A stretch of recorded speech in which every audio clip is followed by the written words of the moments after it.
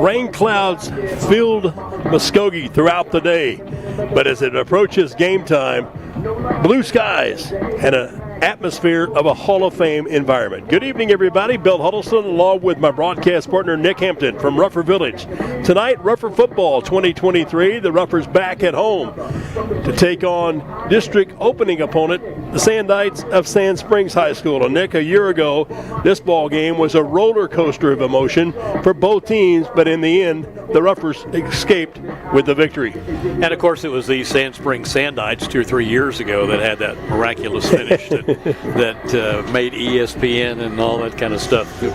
So these two teams have a storied history, to say the least. Tonight's game, as you mentioned, the first district contest. So tonight and the rest of the season, these are the games that count. These are the games that matter. And the Ruffers will be looking to get that district underway in a successful manner. Sand Springs comes in like the Ruffers at 2-1 on the season with a 64-54 track meet victory over Sapulpa in the season opener. Then a loss 61-7 to Bixby in game number 2 before last week defeating Ponca City 27-14. The Ruffers, meanwhile, opened with plenty of explosion. 49-27 decision over Enid here at Ruffer Village. Then a road trip to Putnam City where the Ruffers destroyed the ship of the Pirates 57-0. And then 2 weeks ago, a matchup of two number 1 ranked teams at the time, Midwest City Carl Albert in 5A and the Ruffers in 6A2. Still both teams ranked number 1, although the Titans got out of Ruffer Village with a 43-20 decision over Muskogee. But it has been 2 weeks, plenty of time to rest, recover, and prepare. And the Ruffers will look to take their extra week of preparation to their advantage tonight against the visiting Sandites of head coach Bobby Klink, who has a tie to Muskogee as a former defensive coordinator back in the 2013 season. He also has a member of his staff, Parker Borovitz, a native of Muskogee, played for the Ruffers, coached for the Ruffers, and now is the offensive line coordinator for Sand Springs High School. So it is kind of a family reunion here on Hall of Fame night. We'll talk about those 7 athletic Hall of Fame inductees a little bit later on in our broadcast this evening. But it is Muskogee and Sand Springs back to talk with the guy that makes everything happen with big emotions and big results. Number 1 on the program, number 1 in the heart of Ruffer fans, Jamarian the Bird Ficklin. He'll be our guest and get to know the Ruffers after this 1-minute timeout. This is Ruffer Football 2023. Proud to be a Muskogee Ruffer, Honda of Muskogee. In the heart of Oklahoma, with Honda of Muskogee. Our super friendly staff is here to give you the best value with honest and fair service. Call 918-68-HONDA. Or go to HondaMuskogee.com. In the heart of Oklahoma, with Honda of Muskogee.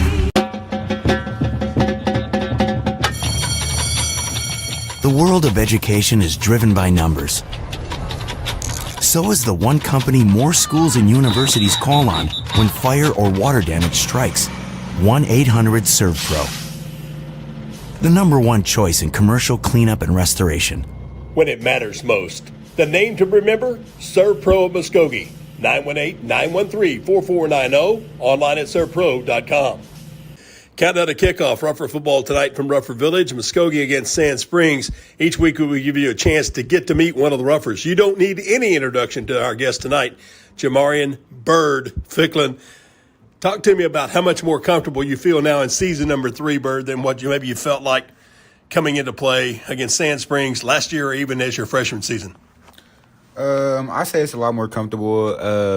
Really built with this team, the chemistry and everything. Got a feel for everything in the game. There's no aspect of the game that I'm not ready for. I'd say the hardest part for me right now is knowing when to take off, but I will take off at any point. The game is a lot slower than what it was the past 2 years, and I think that's really helped me. Coaches have talked about taking off the chains, letting you do what you do. How excited does that give you to know that you got the freedom to make the decision to pull it down and run? It makes me really happy. My first 2 years just trying to keep me safe, keep me away from injuries. But I know now that I'm able to do anything I need to and anything I want to, pull it down anytime I want to. Run me a lot more than what we did the past 2 years, so it'll make me a lot more dangerous. Now, you also know, too, that as a highly profiled quarterback, you're going to get some shots. Somebody's going to be coming to try to put you on your backside. What things are you looking for when maybe that block doesn't hold up and you know there's somebody coming right in your face? I know I'm going to be able to escape at any time in the pocket. Like I say, I'm slippery in the pocket. I know nobody's going to be able to just get a free shot on me as long as I have the ball. Maybe after I don't have the ball, someone's going to get a shot, but I'm not going to let that get to my head. I'm going to keep playing my game and move on from it. Quarterback has to be a leader. You've got to be the guy that pulls everybody together, all eyes on you in the huddle, as well as when the play develops. How are you able to exhibit leadership with this football team? I say I lead from example. I don't yell. I don't do any of the extra stuff. I lead from example. They learn from me. Anything I'm doing, I'm hustling. They're hustling. I'm being loud, asking them stuff. They're gonna answer back with a good response. They're not just gonna sit here and just try to yell back. When the Birdman looks at you, do they know what you mean? Yeah, they for sure do. Jamarian Ficklin, he wears number 1 for the Ruffers.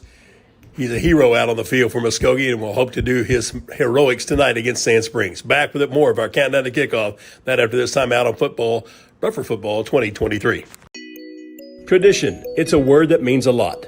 Just as the tradition of the Muskogee Ruffers requires commitment of great players and coaches, Lesher Millsap Funeral Home takes pride in providing great value and commitment every day with a tradition of service to the families of the Muskogee area. Just like in football, tradition must be earned on every play, every day, not just in the final score. And that's why you can trust Lesher Millsap Funeral Home to be there for you when it counts the most. Lesher Millsap Funeral Home, proud to be part of the Muskogee tradition of excellence.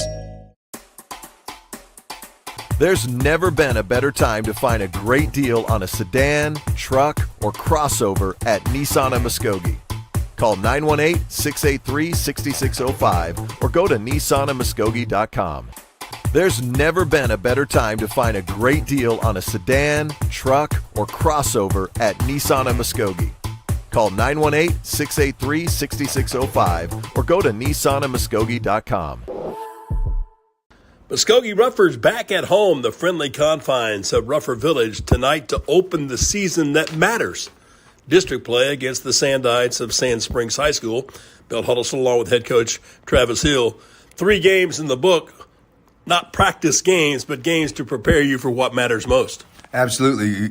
Non-district play is now over with. 2-1 start with our non-district teams, that being Enid, Putnam City, and obviously the Carl Albert Titans. So it hopefully prepared us, and we learned enough about ourselves to be able to be successful this evening. Travis, let's give the football team a grade through those first 3 outings. 2 dominating wins over Putnam City and Enid. Then 2 weeks ago, the setback against Carl Albert, a game in which the Ruffers learned a lot about themselves on both sides of the football. Absolutely. So, when we critique ourselves and you win and you're 2-1, I'd like to be positive about it because I really feel like, you never put winning down. So we're 2-1. So if you're going to give us a grade just through the first 3 as a whole, I would say somewhere in that B- range. And the reason why I'm not going to go a strong B or anything like that, because obviously we did find a lot of weaknesses when we played the team that could prepare for us and has the same horses we do and all the above. So, that was easy and fun to identify. I know that sounds a little weird to the listening audience, but it was because if you don't identify those things, it can come back and haunt you in very critical games like we're getting ready to play tonight. This is the game that starts the 7-game stretch toward the postseason, which is the ultimate goal. But to get to where you want to at the postseason party, you've got to be able to take care of your business in district play. And right out of the get-go, you get a team that will come with a little bit of a giddy up in their go. Yep. There's no doubt about the Bill. We've talked about it 1,000 times. 3 seasons. Obviously, season number 1's over with non-district play. You're into season number 2, district play. You obviously after a district championship, but number 2 and foremost, you're sitting and placing yourself for the best run that you can for season number 3. The most important season is trying to win the gold ball. So it's very important. We start off with Sand Springs. Here they come. No, Bill, I think as we had a little pregame or communication before we got on the air this evening, we talked about it. They have the right ingredients, okay, to beat a team like us. So this is going to be a challenge, and we're going to see who has prepared the best from a coaching standpoint all the way down to the players. And in district play, you have to take care of the home field advantage. Playing here tonight with your fans, your band, your cheerleaders, you got to just go out and take care of your own business. Yeah, absolutely. you can't look at it and say the few advantages you do have, you better take advantage of. And one of them that we do have is obviously playing at home. So in front of our home crowd, in which we have watched the Rougher fan base just continue to grow and continue to support. And so, we need you to get out there again and cheer us on to another victory. How much does having the week off, not only to recover from bumps and bruises, no serious injuries after week 3, but to recover from those bumps and bruises, but also to have a time to get your mind mentally right and prepare for an opponent like this? Yeah, no doubt. You schedule for that purpose, and when we can get when they started the 0 week, which would allow you somewhere down the line to have what we refer to as a bye week, we were able to have that. It's just common sense after you get off district play for those reasons, to be healthy, to have a little extra opportunity to, as I said, as negatives or as things that weaknesses were found, to be able to support those, work on those last week, and then put your attention back to Sand Springs this week. So that was very advantageous. Only time will tell if we took advantage of it properly. I mean, we come in here and work our tail off to do that. I know the kids work their tail off, but still, it will show up on tonight. We're going to break down tonight's ball game against Sand Springs. We'll talk with Chris Reisenhover about an offensive game plan in which the Roughers can light up the scoreboard, and the defensive game plan for stymieing a ball club that has two parts of its offensive arsenal: a passing game that's legit and a running game that has been very, very sound. We'll talk with Chris Reisenhover after this first time out. We come back on Rougher Football 2023. In sports, having the right winning strategy is often the difference between winning and losing. The same is true when you need legal representation. For more than 15 years, the law offices of Michael A. Finnerty have successfully provided the winning strategy with excellence and integrity for the people of the Muskogee area in matters of personal injury, social security disability, and workers' compensation issues. The law office, Muskogee trusts Michael A. Finnerty, ready to develop a winning strategy. Michael A. Finnerty, 436 Court Street in Muskogee. Call 687-1155. Online at finnertylaw.com. Pain is temporary, pride is forever. At Excel Therapy, we want to be your athlete's advocate for excellence. We offer treatment methods that focus on strengthening muscles and improving flexibility to improve your overall performance. And when injury sets in, Excel Therapy can aid in the recovery process. We know it's important to get back in the game, so trust the comeback experts, Excel Physical Therapy and Sports Medicine. Tonight. With 16 locations and no physician referral required, you can begin healing today. From setback to comeback, the name you can trust, Excel Physical Therapy and Sports Medicine. Look for us online at exceltherapyok.com. Putting together your play call sheet and preparing for tonight's ball game, what things do you do differently? Well, our main thing right now, our emphasis this week has been to get more plays in a football game. There's a number of factors of that. Turnovers, obviously. The previous game led to, less possessions, and, Carl Albert's ability to kind of keep the football away from us and pick up some key third down situations. We just got 48 snaps during the game. So, love the yardage that we're getting per play, but, we need to get 60, 65, 70 snaps on offense, and that's kind of been the thing. Let's play at a faster pace. Let's make sure we're getting plenty of snaps. And then if you add up the yardage per snaps that we're getting, then you should see great results on the scoreboard at the end of the game. Talk a little bit about what you've done during this 2 week preparation to enhance the productivity from the ground game. Bert Ficklin's been able to throw the ball to multiple receivers, and we've had all kinds of big plays. But to have those extra opportunities, you need to have success running the football. That starts up front, but it also has to be helped out by the guy who's got the ball in his hands. Yeah, and, we have obviously the physicality up front on our offensive line and the athleticism, size and strength and speed to create plenty of run game. We've worked, and I say we haven't just, limited Bird's carries, but we've worked, on kind of opening more of that quarterback dual threat run game up. He's obviously matured in that arena, and, as a threat whenever he has the football in his hands. He showed that, against a very solid Carl Albert team last week or 2 weeks ago. So, there's a possibility that you'll see more of that. Obviously with Latavion kind of questionable going into the game. We've got quality running backs behind him, but, that also answers and relieves them a little bit with adding the quarterback run game into it. Watching every available frame of film you can on Sand Springs defensively, what things do they do with their defensive schemes, the adjustments they make and such to create havoc for the Ruffers offensive line, and as well as that backside backer protecting the quarterback? Well, they got quality, bodies. They all almost look mirror image up front on the D line. Very creative with their stunts out of their linebackers. Main thing that jumps at you instantly is how hard they all play. They got 11 of them swinging, and that is the key to getting any program going, is getting all 11 that are out on the football field playing hard. Obviously, Bobby and his coaching staff are able to get that out of those kids. Those kids play with a lot of pride.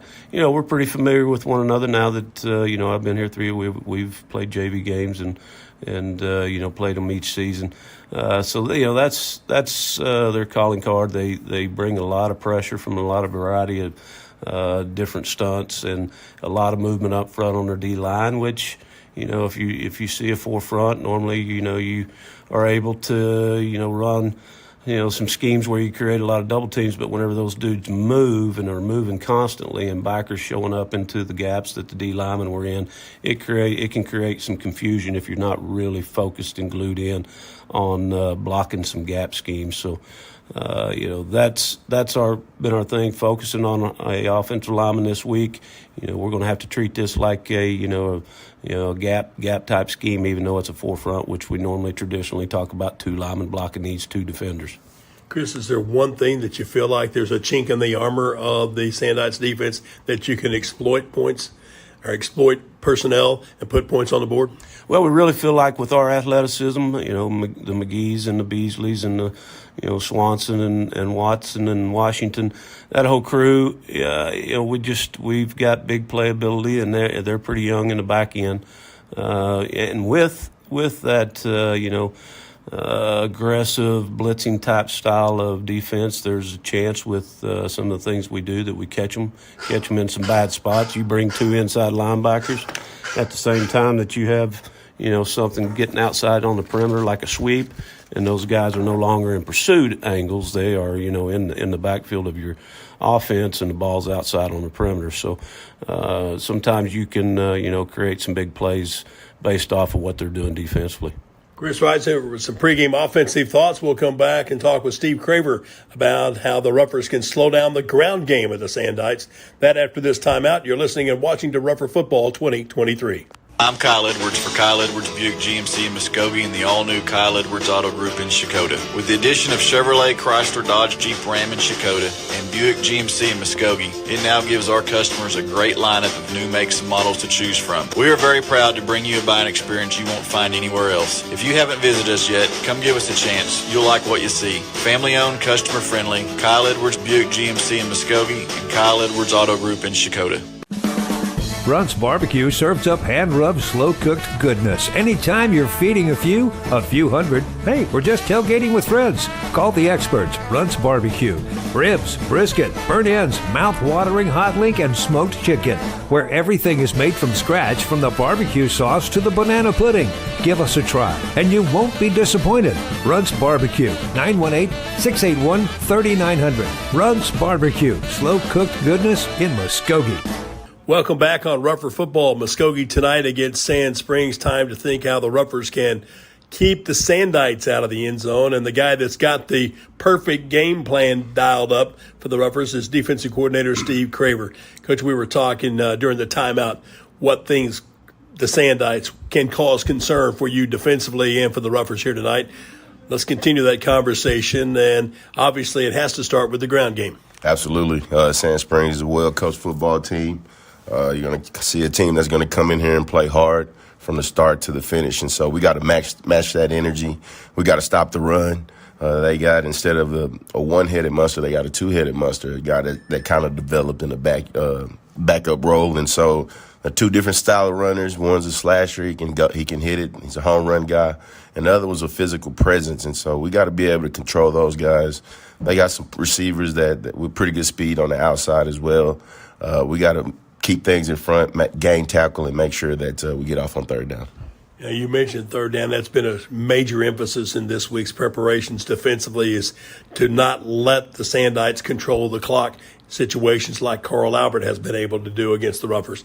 How do you do that? How do you stymie their offensive game plan with your defensive efforts to not allow them to keep moving the chains and keep our offense off the field?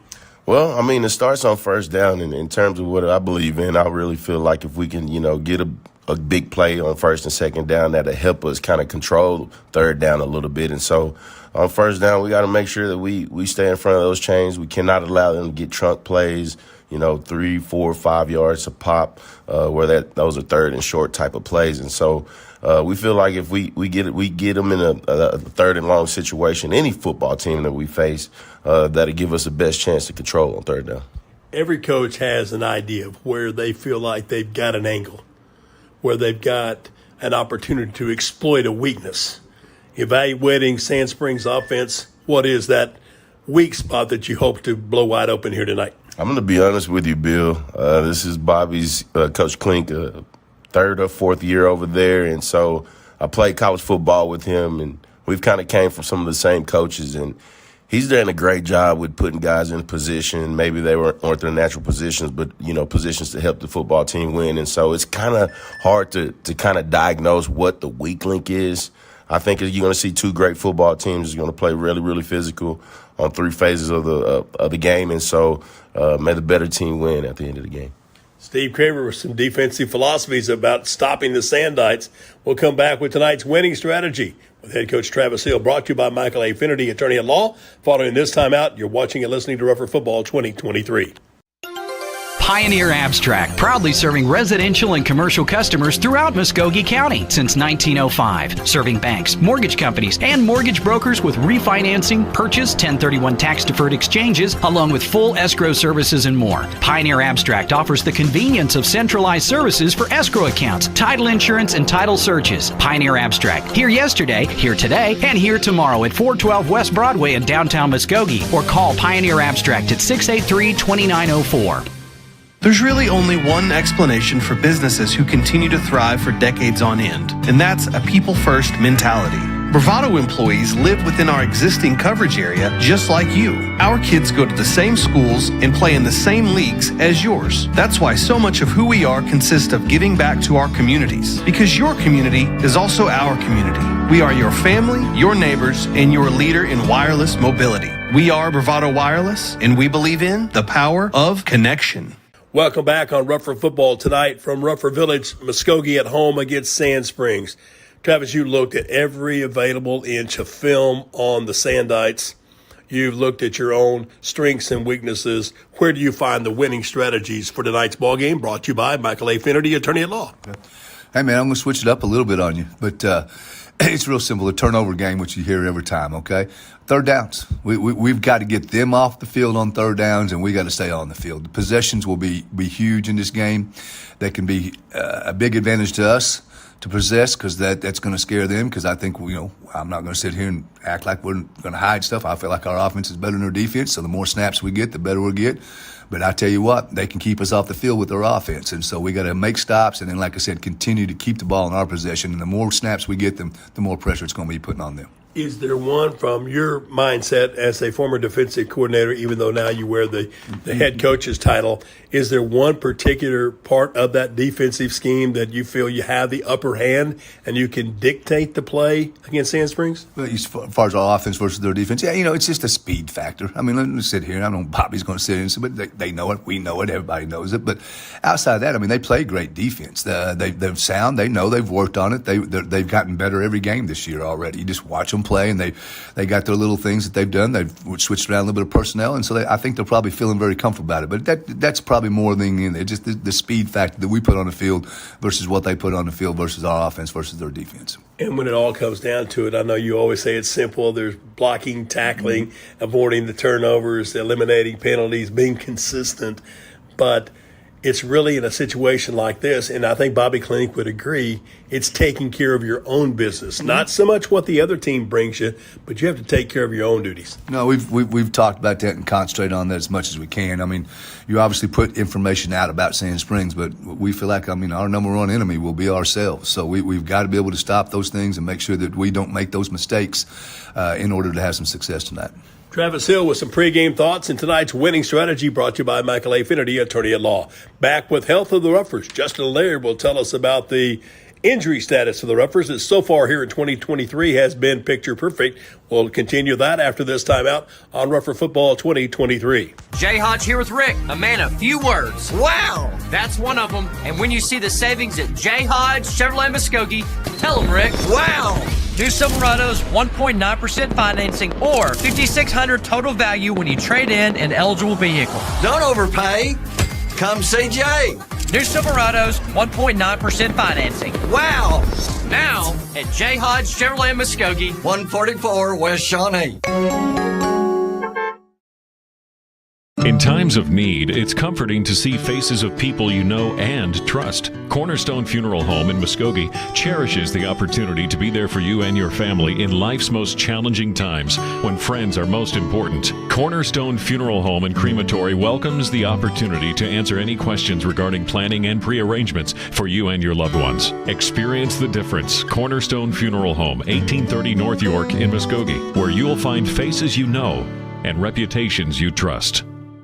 Health of the Ruffers, a part of our pregame countdown to kickoff on Ruffer Football, brought to you by Excel Physical Therapy. We bring in Muskogee athletic trainer Justin Laird. 2 weeks since the last football game. That's a long time for recovery, but that's a long time for you as the training and the members of your staff to have to watch and keep a close eye on the progress of these athletes out on the field tonight. Oh, absolutely. It's a long time for watching and any possibility of injuries, but it's also a good period for recovery of any injuries you may have and a little more recovery time as far as hydration and nutrition. Now, with the rainy weather that we've had this week that's kind of impeded practice sessions or forced schedules to be changed, as the trainer, what type of eye on the sky do you have to keep each and every contest?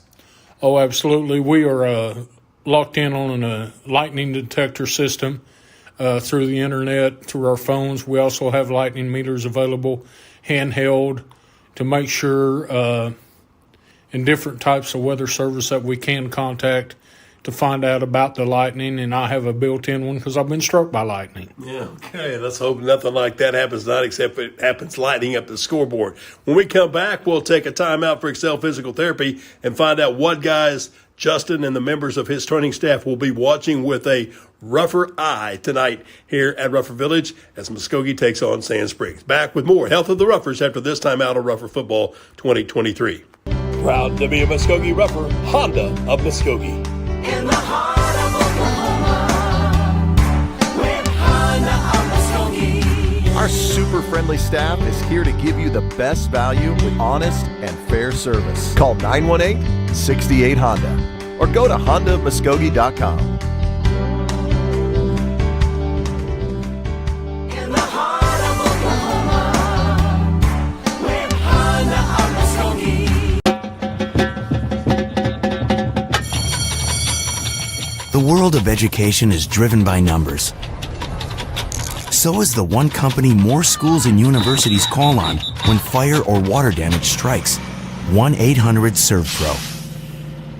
The number one choice in commercial cleanup and restoration. When it matters most. The name to remember? ServPro of Muskogee. 918-913-4490. Online at servpro.com. Welcome back on Health of the Ruffers pregame show. Talking with Justin Laird, head athletic trainer from Muskogee. Each and every week, I know the coaches come to you daily and saying, what guys we got to watch and practice? What guys do the Ruffer coaches and you and your staff have to keep an eagle eye on here tonight as far as the health of the Ruffers is concerned? Well, we got a running back who's had a lingering knee problem, but he strained it a little bit in the last game against Carl Albert, but he's going to be good to go tonight. We got his brace adjusted where he's fitting a lot better and knee is more stabilized. We got one of our linebackers tweaked an ankle pretty good, and we've got him He's been doing rehab for 2 weeks now, and he's pretty good. We'll have him taped and braced up and ready to go. All in all, through 3 games and another 2 weeks of practice, it's a pretty clean bill of health. Oh, absolutely. We've only had 1 cramp up, knock on wood, and two sprains of a knee and an ankle. We're doing pretty good. Justin Lair with tonight's Health of the Roughers, brought to you by Excel Physical Therapy. Stay tuned. Our pregame countdown to kickoff continues after this time out of Rougher Football 2023. Tradition. It's a word that means a lot.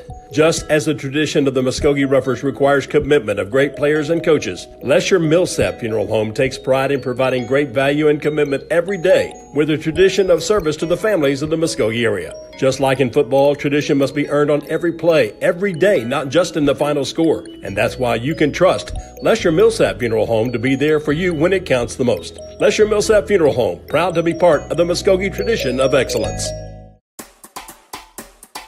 There's never been a better time to find a great deal on a sedan, truck, or crossover at Nissan of Muskogee. Call 918-683-6605 or go to nissanofmuskogee.com. There's never been a better time to find a great deal on a sedan, truck, or crossover at Nissan of Muskogee. Call 918-683-6605 or go to nissanofmuskogee.com. Welcome back on Rougher TV tonight from Rougher Village. Bill Huddleston, Nick Hampton, and our Rougher TV crew bring you the district opener. And Nick, district opener doesn't sound like it has as much bearing or as importance, but you can't win a district title with an undefeated record unless you win the first one, and then the next one, and then the next one. And of course, this game really is an important one because Sand Springs is probably one of the teams that will pose any kind of a threat to Muskogee. If you look at the district, it'll be Muskogee, maybe Booker T. Washington, and Stillwater will be the 3 biggies in there. And so getting a win here tonight will be very special for the Roughers, really kind of put them in the driver's seat. Well, the Sandites certainly have plenty of things to play for because they've kind of felt like the little brother all preseason long coming into the 2023 campaign, not really getting the respect. But when you stop and you take a look at the fact that Sand Springs has reached the second round of the playoff each of the last 3 years under head coach Bobby Klink, twice going to the semifinals in 20 and 21. They lost last year in the quarterfinal round to Choctaw. But Klink in 4 seasons has restored the pride of the black and gold.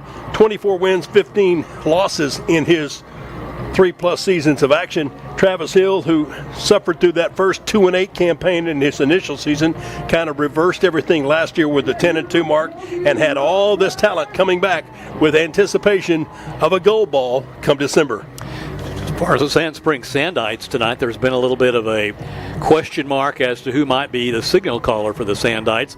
They started the season with sophomore Easton Webb, who got lots of high marks from those who saw him. And then he got hurt in the Bixby game, and Jace Arnold, who's the backup, came in and won the game last week against Ponca City. So there's been some question, at least on paper. Webb has been listed as a starter, so we'll see when they take the field. Also got a couple of fine running backs, and Sand Springs is a team that will pound you to death with the ground game. That's their game.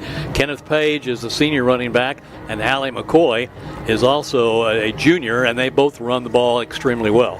The Roughers will receive to begin the first half as Sand Springs won the coin toss, deferred their choice to the second half to receive. So Muskogee will have the offense first of all. That gives us a chance to set the Serpro Muskogee starting lineup tonight from Rougher Village. Between the tackles, 6 foot 8 inch, 282-pound senior TCU commit Wesley Harvey will be on one side. Tion Brewer, 6'3", 265, a senior, on the opposite side tackle. The guards will be Caleb Houston and Vernon Pepiakata. Caleb at 6'2", 300. Vernon tipping the scales at 293 pounds at 6'1", both seniors. And then the man in the middle, as he's been the last 3 seasons, Braden Henry, the center, 6'1", 260-pound senior. From there, Nick, it goes up to playmakers, and it starts with Anthony Watson at a tight end, his backup, Javon Washington, a cast of receivers, Andre Beasley, Caden McGee, Jamie Beasley, Jaden Swanson, E.J. James, Running back still questionable for Muskogee with the injury to Latavian Johnson. We'll see how many times he'll carry the ball tonight. But in his absence, Izzy will go on the field, Israel Martin or Deion Bowler. But then the guy who was our guest in the pregame countdown to kickoff, Jamarian Bird Ficklin, just continues to do what Bird does, and that's fly at a championship level. He comes in here so far this season, 35 of 87 for 834 yards, just 6 touchdowns. Remember a year ago, Nick, in the game against Sand Springs, Ficklin threw for 232 yards and 6 touchdowns. Right. Let's hope he repeats that performance tonight. Dawson Puckett ready to approach the ball for kicking off for Sand Springs, and we're underway. High kick, signal, fair catch taken, and the Roughers will start 1st and 10. Muskogee in all black uniforms, black helmets, or the green helmets, the dark green helmets, but the all black jerseys and the white numerals. That'll be easier on the eyes here tonight. Sand Springs, the opposite, all white, with their black numerals and trimmed in gold. Across the front defensively, Hudson Shepard, Waylon Jeffords, Aiden Wadley, and Dallas Elifritz. The linebackers, Gatlin Gunn, Owen Floyd, and Tommy Forbes.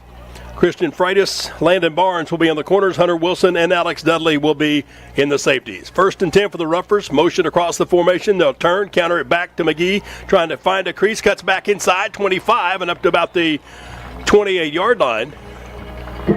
Now, Nick, a fair catch was signaled in the field of play. I thought that brought the ball to the 25-yard line automatically. Does it not? It does in college ball. I don't think it does in high school. So they start from the 23-yard line, 1st and 10. McGee on the jet sweep, pitch up 6 on the first down carry. Ficklin this time with Israel Martin to his right shoulder. Will put Twins outside the hash marks, wide to the left. Ficklin waits in the pocket, throws in the flat. McGee with a catch, 35. Up to the 40-yard line goes Cade McGee. Landon Barnes in on the stop, but it's more than enough for a Kyle Edwards Buick GMC Rougher. 1st down and 10 on a 10-yard pickup. Just a little quick curl in that time by McGee, and right on target was Ficklin. Roughers get their first down of the game. It's like an extension of the running game in this RPO formation. Roughers this time will send Jaden Swanson as one of 2 wide receivers to the wide side left. Ficklin this time with the running back to his right. Hands the ball off. It's dropped in the backfield, bouncing around. Picked up, and then 35, 40, 45. Out across the 50-yard line goes Andre Beasley. That is a headache waiting to happen. Wow. Beasley finally gets a good grasp on it and sprints up the sideline across midfield, stepping out in Sand Springs territory at the 48-yard line. The 13-yard gallop, and another Kyle Edwards Buick GMC Rougher. 1st and 10. That reminds me of the play against Carl Albert that Ficklin pulled off with the snap that went by him, and he scrambled around and found a receiver. Roughers will go with an empty formation. Twins to the short side right, 3 out wide to the left. Ficklin takes the snap, runs to his left, looking for a crease, cuts inside of a block at the 45, keeps his body upright before he's being stopped at the 44-yard line. The linebacker Owen Floyd in on the tackle, gained downfield from the 48 to the 44, a pickup of 4. Good hard run, and the Roughers using Beasley and McGee here in the running game early on without Johnson in there. Swanson and Beasley will be out to the left side. Stacked receivers McGee and Watson. Now Caden goes in motion on the counter. They'll turn off on the trap play, come back near side and shooting the gap and getting in the backfield was Dallas Elifritz. He wraps up Israel Martin behind the line of scrimmage, back up at the 47-yard line. Be a loss of 3 on the 2nd down effort, so the Roughers will face their first 3rd down of the night. 3rd and long at 9. Have to go down to the 38-yard line of the Sandites to get the 1st down, so you'd look for a passing situation here for Ficklin. Opening 3 minutes of play from Rougher Village, Muskogee and Sand Springs on this district opener for 2023. Andre Beasley along with Jaden Swanson will be pairs out wide to the left as Ficklin will move the running back to his right. They'll bring motion in Beasley. Fake the handoff, step back in the pocket. Bird wants to go for the bomb. Downfield is open, and it's batted away at the last minute. Nice recovery back downfield. Gatlin Gunn got back at the last minute, swatting it out of the grasp of Jaden Swanson. So a nice defensive recovery by the Sandites, and the Roughers will be forced to punt. That looked like it was going to be complete, and Gatlin really turned on the afterburners there to come in at the last second just to knock that away. Otherwise, that was 6. So Ficklin will be back to punt, the junior punter for the Roughers, as well as quarterback, averaging better than 43 yards per boot. Gets the good snap. puts the leg into it, a towering end-over-end kick that'll bound at about the 10. Counter roll inside the 5. Ruffers will try to save it and do, as they'll touch the ball dead at the 2-yard line. Nice kick, 46 yards with no return, but Sand Springs will get their initial 1st and 10, but deep in their own end of the field with 9:22 to go in the opening 12. Still no score, Muskogee and Sand Springs. Kenyon Goodson down there on special teams for the Ruffers to kill that ball at the 3 and put the Sandites in a hole. So it will be Easton Webb, the 6'3", 175-pound sophomore, that will be the quarterback. The running back to start things off will be the bullish-styled 190-pound senior Kenneth Page from the 2. Hand it off, give it to Page, trying to go to his right. Ruffers create a wall, but then Page, with the lower leg strength, able to power through. He'll get upfield from the 3 to about the 7 for a net of 4 yards on the first down carry. Coda Barnowski at the linebacker spot got him down by the ankles and held on for dear life. 2 wide receivers go out wide to the right with a slot to that same side, single out to the left. Now they'll balance it up. Low snap at the feet of Webb, and he'll try to pitch the ball away, but there were too many people moving at the wrong time. 2 in motion simultaneously, Nick. That'll get you a yellow laundry every single time and back it up half the distance to the goal line. Well, that'll move it back to about the 3, which was the original line of scrimmage. The penalty makes a 2nd and 10 situation as Easton Webb, who did not play last week, will work from the gun. He'll take the snap, quick pitch, out trying to get to the corner. Ruffers have it stopped in the end zone. It looks like a safety. Dion Bowler there, I think, on the tackle in the end zone for the Ruffers. 2 tackled 2. Bowler knocks down Page in the end zone for the 2-point safety. And the Ruffers have their first points of the night. Credit the defense for the score. That's exactly right. They really bounced in there, shot the gap, and Page didn't have a chance to get out as Bowler was right on top of him. So the Ruffers get their first 2 points of the night. And not only will they get 2 points, Nick, they'll get the football right back because on the safety, the team that gave up the safety has the free kick option from the 20-yard line. Ruffer football this season brought to you in part by Honda of Muskogee, by Century 21 First Choice Realty and broker agent Monica Medley, by Serpro of Muskogee, Lesher Millsap Funeral Home, and by David Cobb, State Farm Insurance. 8 minutes and 41 seconds left to play. Ruffers didn't score offensively their first possession, Nick, but they made it happen with the punt of Ficklin to put the Sandites deep in their own end of the field, who also hurt themselves with a penalty. And then the big defensive play from Dion Bowler and the black shirt defense of the Ruffers for the safety. So it'll be Puckett teeing it up. A lot of times you'll see them choose the punt option here, but Puckett's going to place kick it down the field, and the Ruffers should end up with pretty good field position out of this. Ruffers will have Caden McGee along with Dion Bowler deep to receive. Couple of up backs standing up around the 50-yard line. Ruffers here tonight, next Friday night on the road at Putnam City West. Puckett will approach it, driving kick deep. Ruffers will let it bound, pick it up on a hop at the 23, trying to come right at the 25 through a crease, dancing around off one tackler, stop off another, trying to give some ground. But this is Bowler refusing to go down. Maybe he should have, Nick, because he had a lot more forward progress with that second and third chance of trying to escape, losing ground on the play. And Muskogee will start this position from the 24-yard line. 8:31 to play, quarter number 1. Ruffers with a safety, the 2-0 advantage here in the bottom of the first. Well, not really the field position that the Ruffers probably should have had. They were a little bit lax in fielding that ball in the air, let it hit once. That allowed the Sandites to get downfield on them.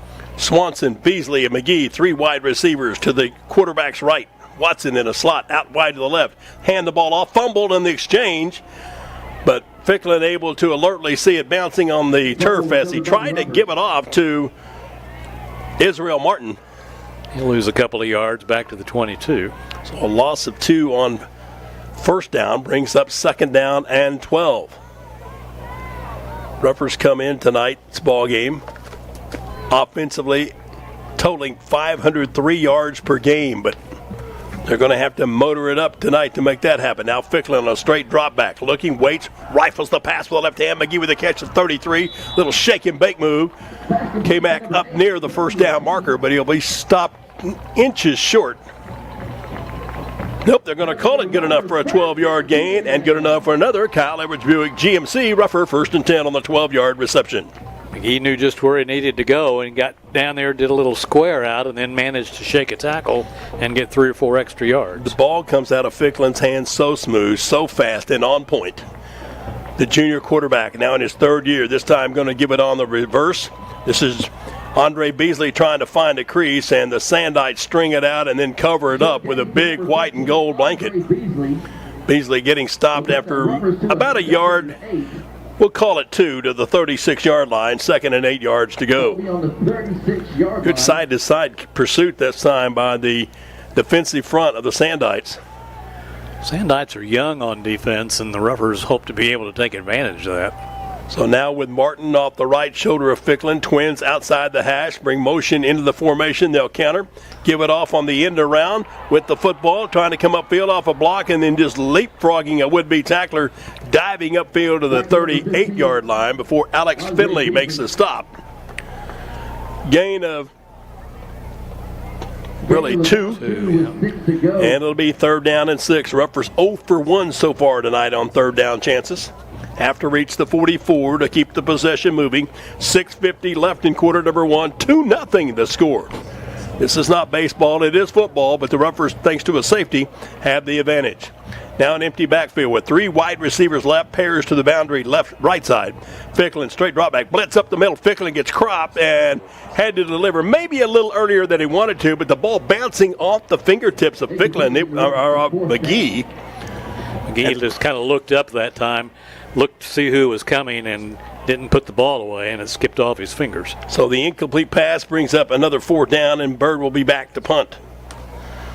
Runt's Barbecue, along with Michael A. Finnerty, attorney at law. Excel Physical Therapy by Pioneer Abstract and Bravado Wireless bring you Rougher football here in 2023. Ficklen for the 2nd time tonight. Back to punt. Low snap.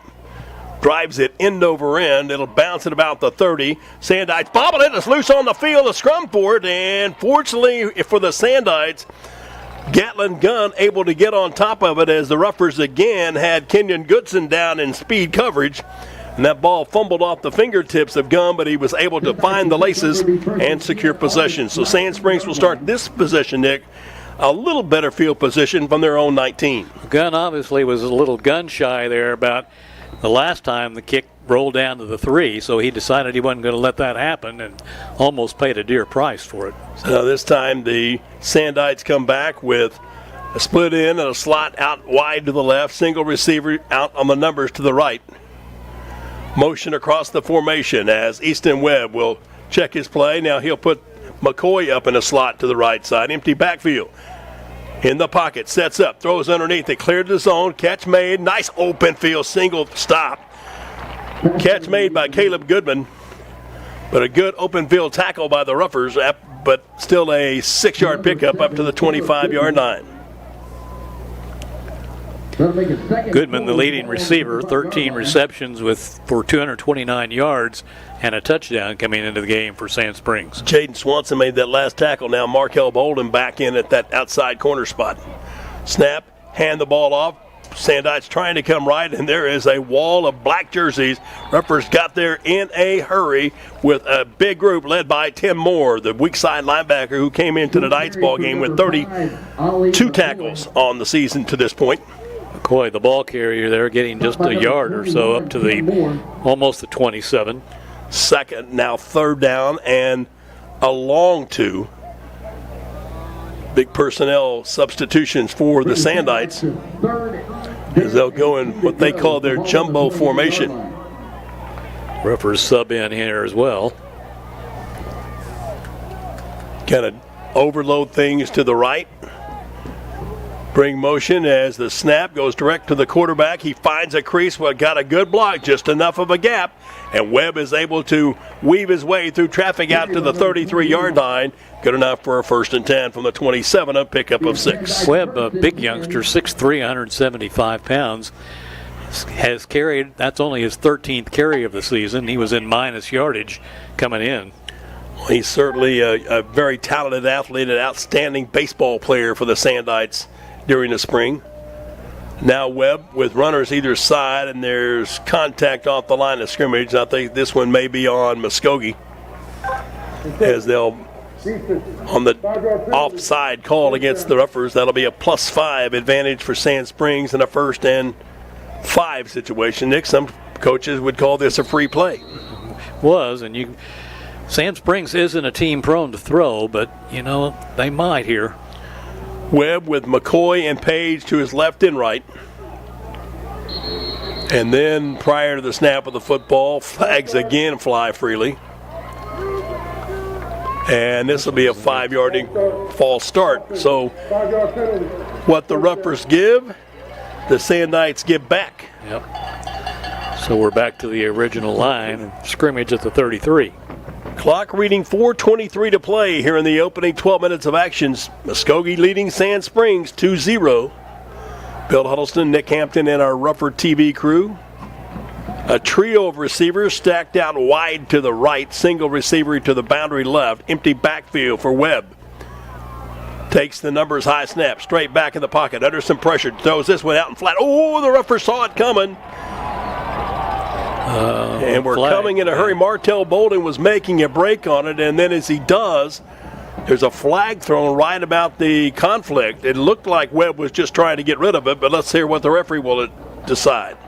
Was there a late hit over there?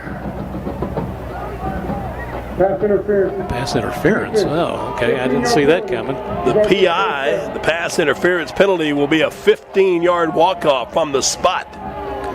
And previous spot, we'll take it out to the 48-yard line for a 1st and 10. So 3 consecutive snaps, no snaps, whatever you want to call it, resulting in penalties. Direct snap going to Webb. He hands it off, and the Ruffers are chasing down the backfield like the Ant-Man collapses on him. A kid at a candy store, and you mentioned it, Nick. Anthony Watson was riding Kenneth Page to the turf for a loss of a yard back upfield at the 47. Page a year ago, 27 carries, 136 yards, and 3 scores in that back-and-forth game at Sand Springs last fall.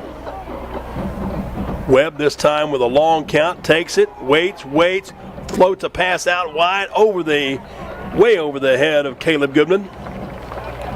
Incomplete pass. You kind of wonder with Webb, Nick, just kind of seeing his hesitation in the way a couple of those passes have been way off target.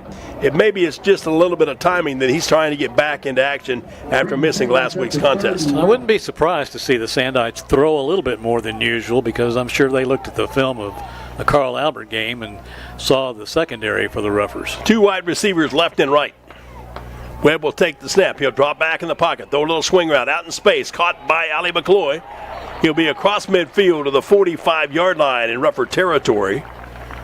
That will go from the 47 to the 45, a pickup of 8, but it's short of the line to gain, and the Sandites will be forced to punt, you would expect, on a 4th and 3.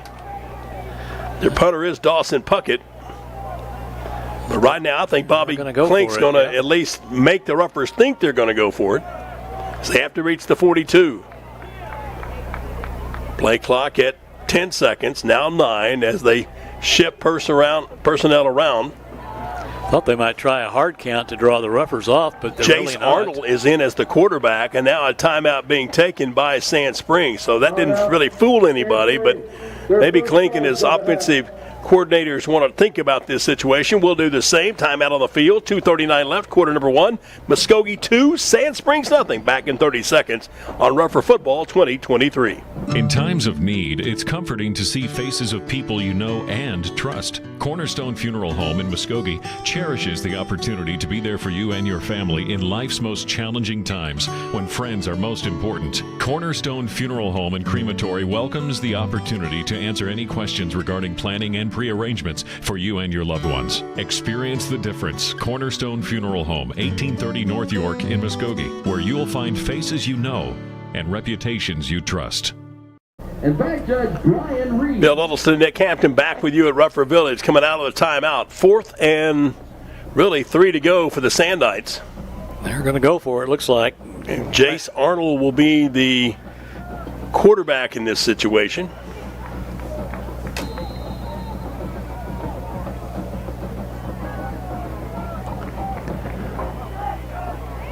Motion across the formation. McCoy, they do the jet sweep pitch, trying to come left, has blockers, has running room, inside the 40 and down to the 47-yard line.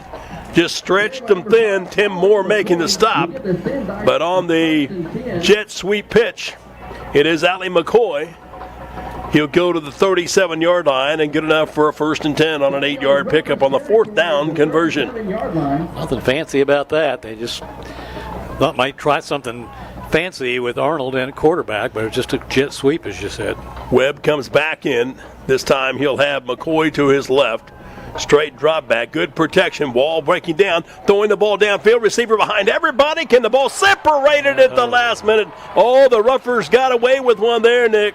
The pass was just a little bit late in arriving to the intended target, and Muskogee's defensive back able to get a hand in there and punch it free to knock it to the turf, incomplete. That is a big break for Muskogee. Just a nice hit there after the receiver was open and had the ball for just a second, but a good hit. 2nd down and 10. Swanson, I think it was, out there. 2 wide receivers to the right. They'll do the counter. Give it off to McCoy coming to his left, getting downfield to about the 35 in forward progress. Tim Moore, one of the first black shirt defenders there to make the stop after the 2-yard pickup. So the Sandites will have a 3rd and long situation here. Needing to gain 8, having to go to the 27-yard line in Ruffer territory. Inside 2 minutes to go here in the first 12. 2-0 the score. Well, if they don't get it, they've shown that they're not hesitant to go for it on 4th down either. Wadley and Campbell will be 2 wide receivers to the right side. Twins are to the boundary left as well. Now they'll put McCoy up in the slot to that right for a trips look.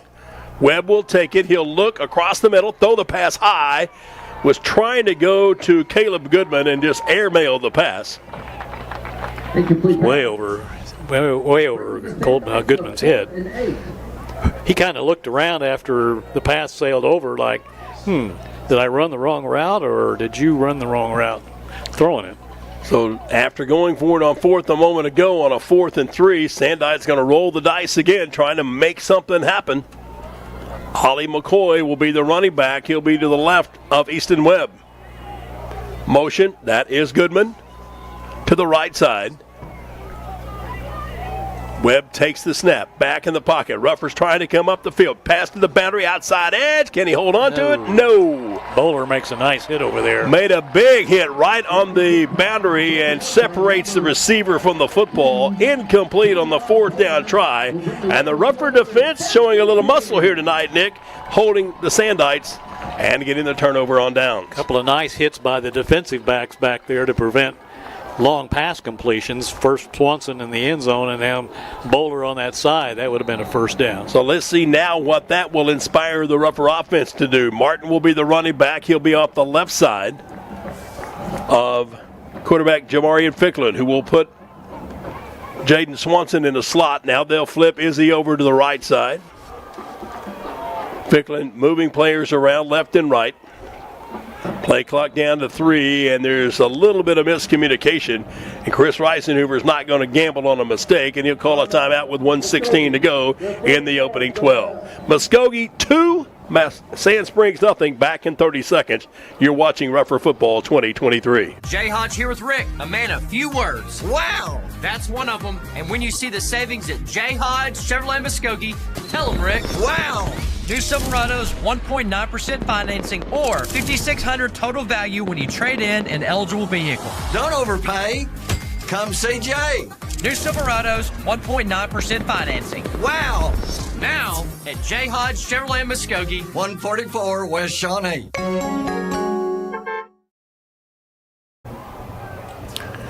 After the timeout, Ruffers on a 1st and 10 from the 35-yard line. Takeover. Martin to the left of Ficklin. They'll fake the jet sweep. Bird will keep it. 35, gets out on the edge, 40, and puts his foot on the sideline upfield at the 43-yard line. Just a quarterback keeper design run for Jamarian Ficklin. 8 yards on the carry. That's what you want to see. You get good yardage on 1st down. That opens the playbook up a little, and maybe we can see Ficklin unload one here deep. Clock stops with 1:11 left in the opening 12 minutes. Ruffers this time will go with an empty backfield with 2 receivers left and right. Play action. Back in the pocket. Little bubble screen complete to Watson. Ant-Man 50, 45, 40. Ahead of steam down the boundary. And he'll step out of bounds inside the 25 at the 20-yard line as they'll mark it. 37 yards on the pass completion on the little bubble screen to Jervon Washington. I said the Ant-Man, but it's GW with the big play, and a Kyle Edwards Buick GMC rougher, first down and 10. From the 20-yard line in Sandite territory, the clock stopping with 1:01 to go. Here in quarter number one, Ruffers trying to score once again in the green zone. They'll hand it off up the middle. Goes Israel Martin. He'll find tough sledding going downfield to about the 17-yard line. Defensively in on the tackle, Dallas Elifritz, the senior defensive end who came in with 13 tackles so far this season. Martin's second carry, still in negative yardage situation. 2 carries for a -1 yard. Ruffers this time will again go empty with Martin out in a slot to the left. Ficklin with twins left and right, going to take the snap, run on his own, lower his shoulder, and get met in the chest plate as the defense of Hudson Shepard comes up to make the first stop on Ficklin. Gain of 2 to the 16-yard line as we're inside the final 12 seconds, and that may be the final play of quarter number one. Ruffers, after 12 minutes tonight here in this district opener, with a 2-0 advantage.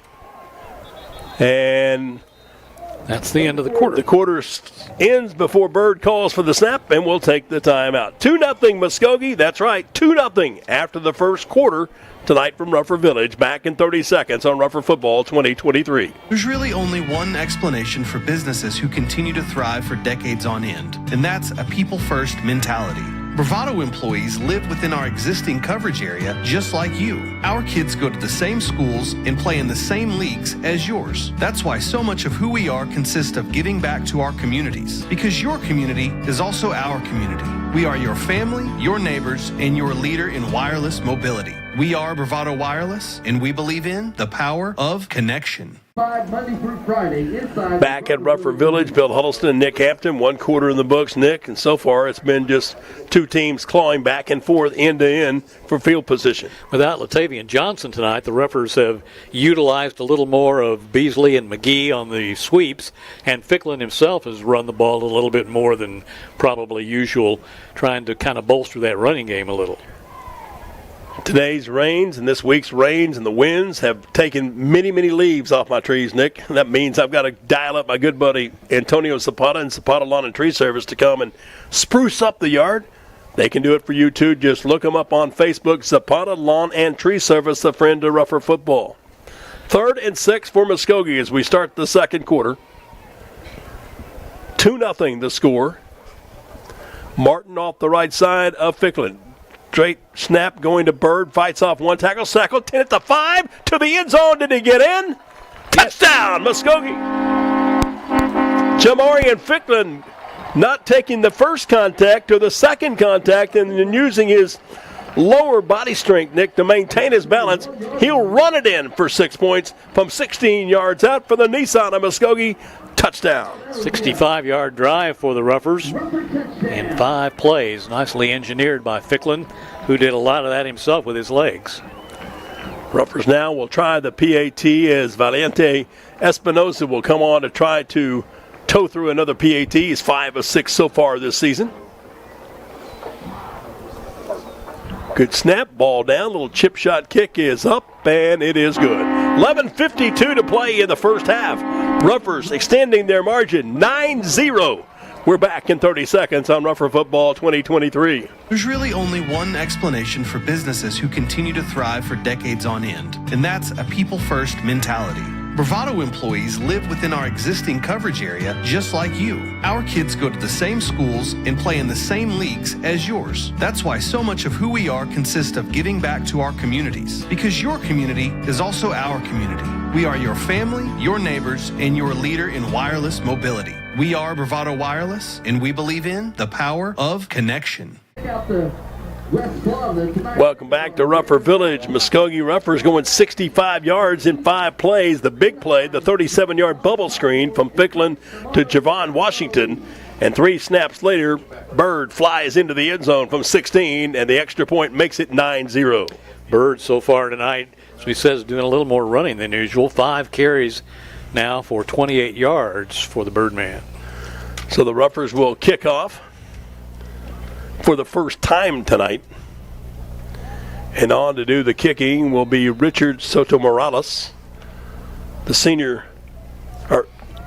No, that's Espinosa. Espinosa that does the kicking off, correct?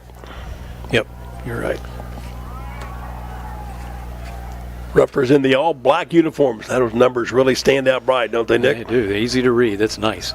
So Espinosa will get his footwork right, and then the ball falls off the tee. Kind of a breezy evening here. We haven't really mentioned that, but wind at the Ruffers back here in this second quarter. Sandites will have Gatlin Gunn as one of the 2 deep backs, along with, I think that is Ollie McCoy.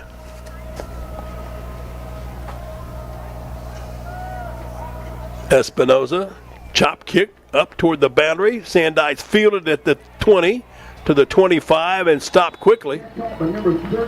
Israel Martin down on special teams there for the Ruffers on defense. Makes the tackle. Sandites now will start this possession from their own 26-yard line. 11:48 to play here in the first half. Don't forget, at halftime, we'll be introducing you to the 7 inductees to the Muskogee Athletics Hall of Fame. 26-yard line, down 9-0. Sand Springs will come right back with Easton Webb. Kenneth Page will be the running back to his right. Motion across the field. Now go back the opposite way as a lead blocker for Page. Ruffers standing up, but then Page will bounce off. He'll get 2, maybe 3, possibly 4, depending upon the placement. To put Wadley in motion, Nick, from left to right, then went back to the left side. Anthony White coming up to make the stop after the pickup from the 26 to the 29, a net of 3. Ruffers doing a good job defensively of keeping this running game of Sand Springs pretty much in check. Caden Campbell, the single receiver, out wide to the left. As Webb calls for the snap on the head bob, takes it, looks, 1 receiver, 2 receivers, goes to Caleb Goodman for the catch. Goodman will be tripped up in open field by the Ruffer defense as Koda Barnowski makes the shoestring tackle on Goodman upfield from the 29 to the 35, a net of 6. It'll be 3rd in a short yardage situation. Just a little drag route by Goodman that time across the middle and got in front of the linebackers to make the catch. Wholesale substitutions left and right. As in this play, Jace Arnold, who comes in at quarterback in this jumbo formation, on a 3rd and short.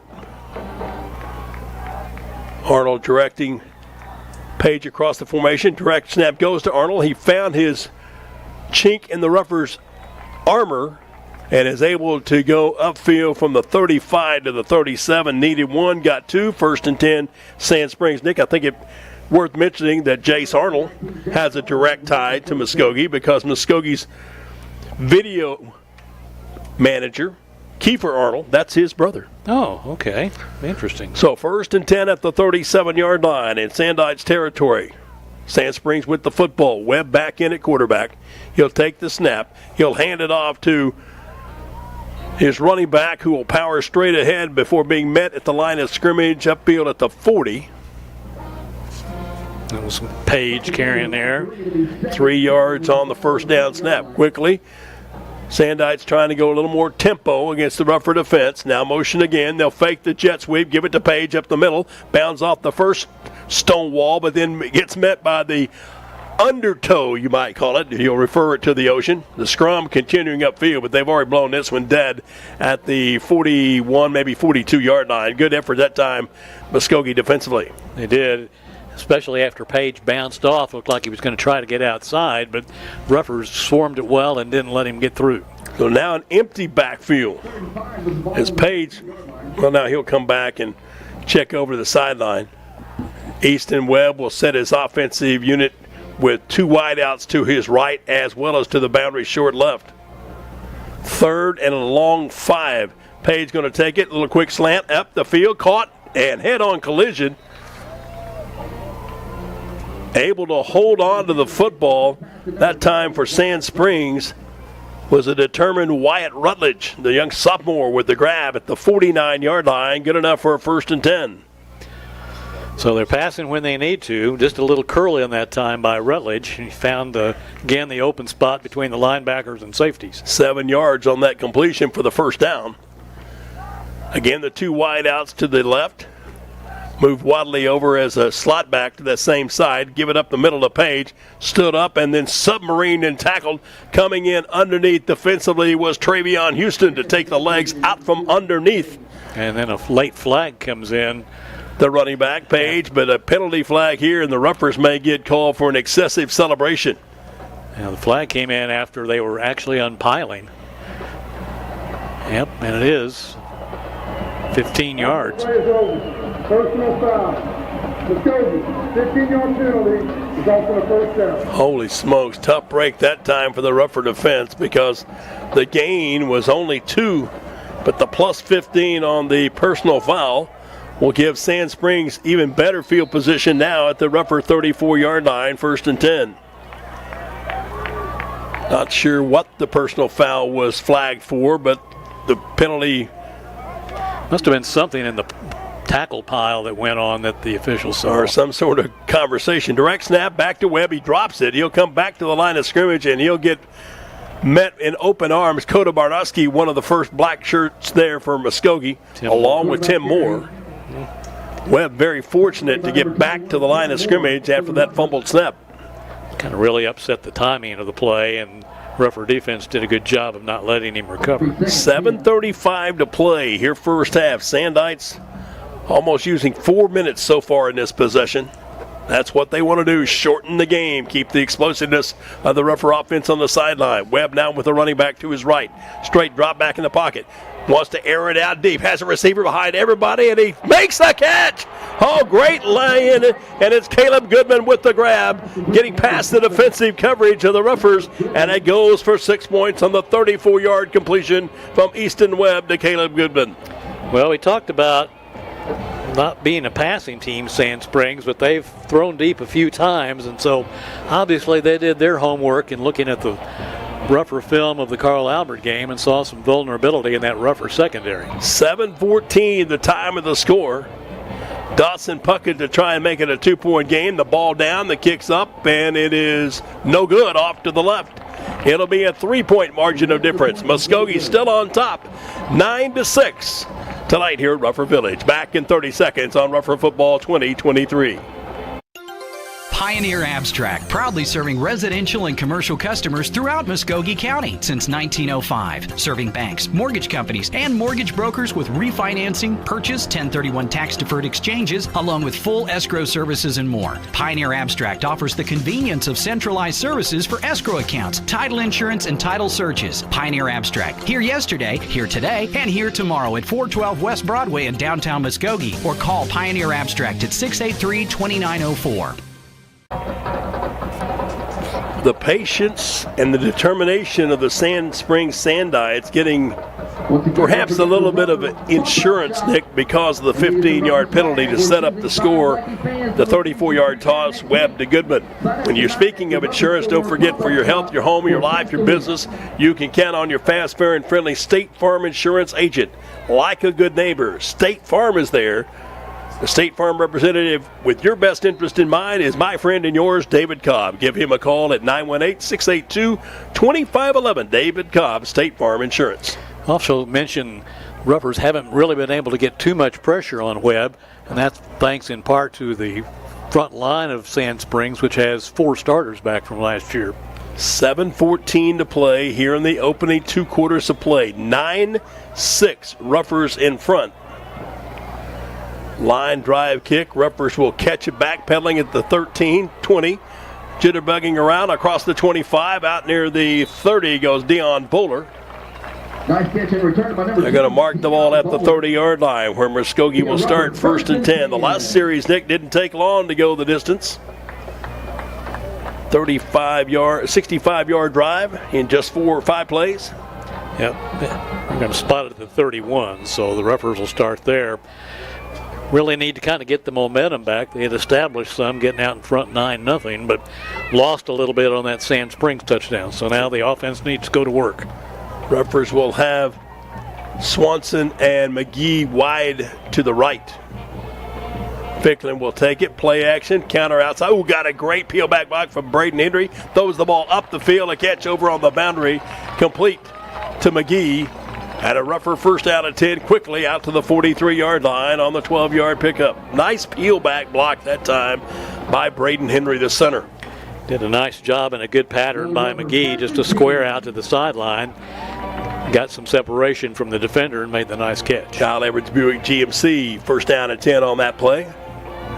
Ruffers this time with twins out wide to the left side. Ball resting on the right hash. Give the ball to Ficklin, trying to bounce free. 30-45 midfield before he's dragged down from behind. Ficklin's forward progress will take him across the midfield stripe to the 49 in the opposite end of the field. 8-yard pickup on first down. Just kind of sloppy tackling there by the Sandites. Keegan Gilman had a shot at him right at the line of scrimmage and let him get away. So McGee will be lined up as a single wide receiver this time to the right. Tripser to the left side. Ficklin going to throw it out in the space. Caught. This is Beasley inside the 45. Still on his feet, refusing to go down. The second effort will get him inside the 45 to the 43. That'll be a 6-yard pickup, and another Kyle Edwards Buick GMC Ruffer, first down and 10. Ficklin now is 5 of 7 passing for 57 yards in the night.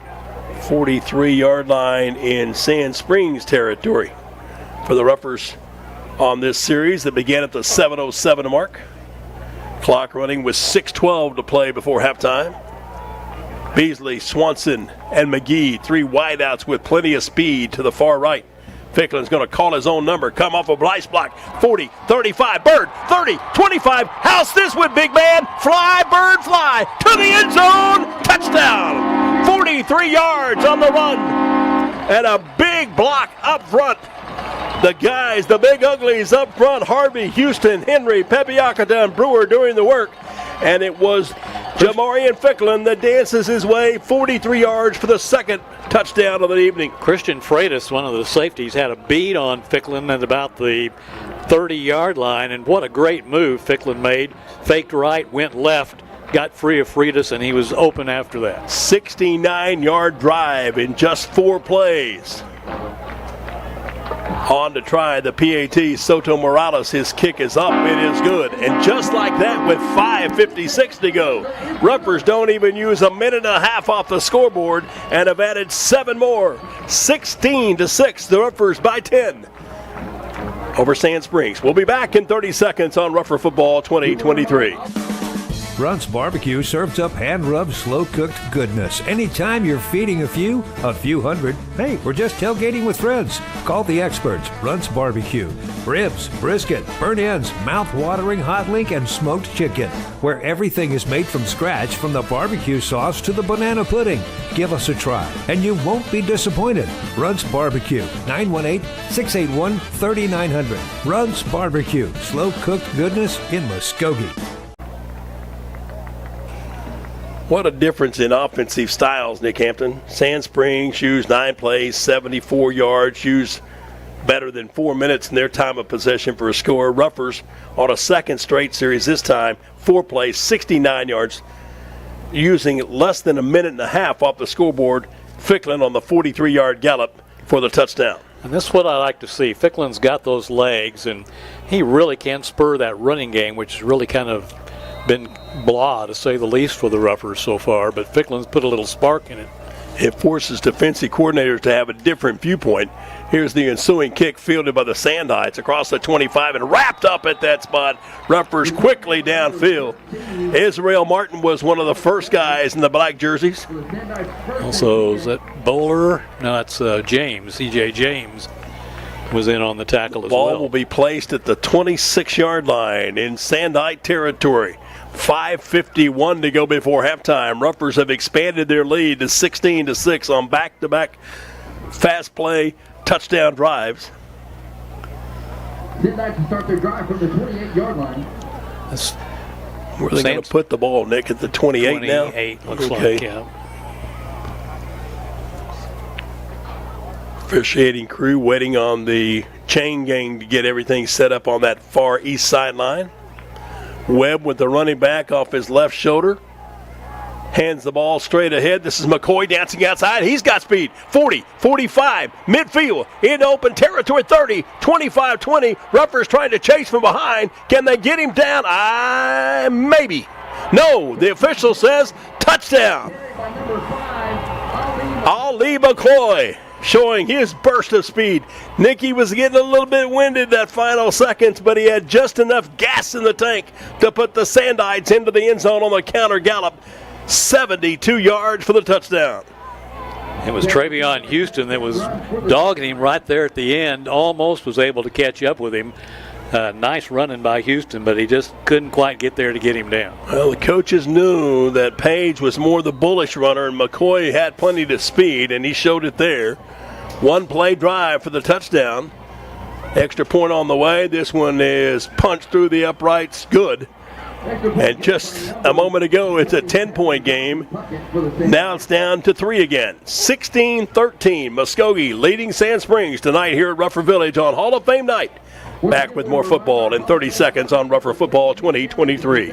I'm Kyle Edwards for Kyle Edwards Buick GMC in Muskogee and the all-new Kyle Edwards Auto Group in Shakota. With the addition of Chevrolet, Chrysler, Dodge, Jeep, Ram in Shakota and Buick GMC in Muskogee, it now gives our customers a great lineup of new makes and models to choose from. We are very proud to bring you a buying experience you won't find anywhere else. If you haven't visited us yet, come give us a chance. You'll like what you see. Family-owned, customer-friendly, Kyle Edwards Buick GMC in Muskogee and Kyle Edwards Auto Group in Shakota. Nick Hampton, you and myself are probably the only two people in the booth, maybe a couple of the guys running the video screen are old enough to understand this reference, Thrilla in Manila. Well, we got a Thrilla going here at Ruffer Village, and it was Ali McCoy that went 72 yards for the touchdown to make it a 3.16-13 Ruffer advantage. How long did it take you to think of that? All during that break? It was really good. Yeah, I was trying to think of some reference to Ali. Very good. Some scores from 4A while we're waiting for the kickoff. At halftime, Ada and Salisaw scoreless so far. Wagner having no problems with Sky took 41-0, and Poto downing Fort Gibson tonight 34-7. So on to kick off for the Sandites, who get a burst of energy from Ali McCoy, is Dawson Puckett, little short pooch kick. Ruffers will field it on the run to 25 and be dropped at the 28-yard line. Caden McGee fielding that short kickoff. So Muskogee will start from its own 28 with 5:33 to go. See if they can make it 3 possessions in a row to find the end zone, Nick. And let's see if Chris Reisenhuber is going to try to dial up something a la what Sand Springs did just a moment ago with a big play strike. Well, either that or just use the legs of Ficklin and Beasley and McGee, which is what they've done so far tonight for the most part. 3 receivers out to the left. Jamarian Ficklin with Israel Martin to his right, just going to keep it himself. Straight ahead out across the 30 up to about the 33-yard line. A nickel in your pocket, a 5-yard pickup. And a 2nd and 5 for Muskogee with the clock didn't start. Or it stopped on the play, should have started.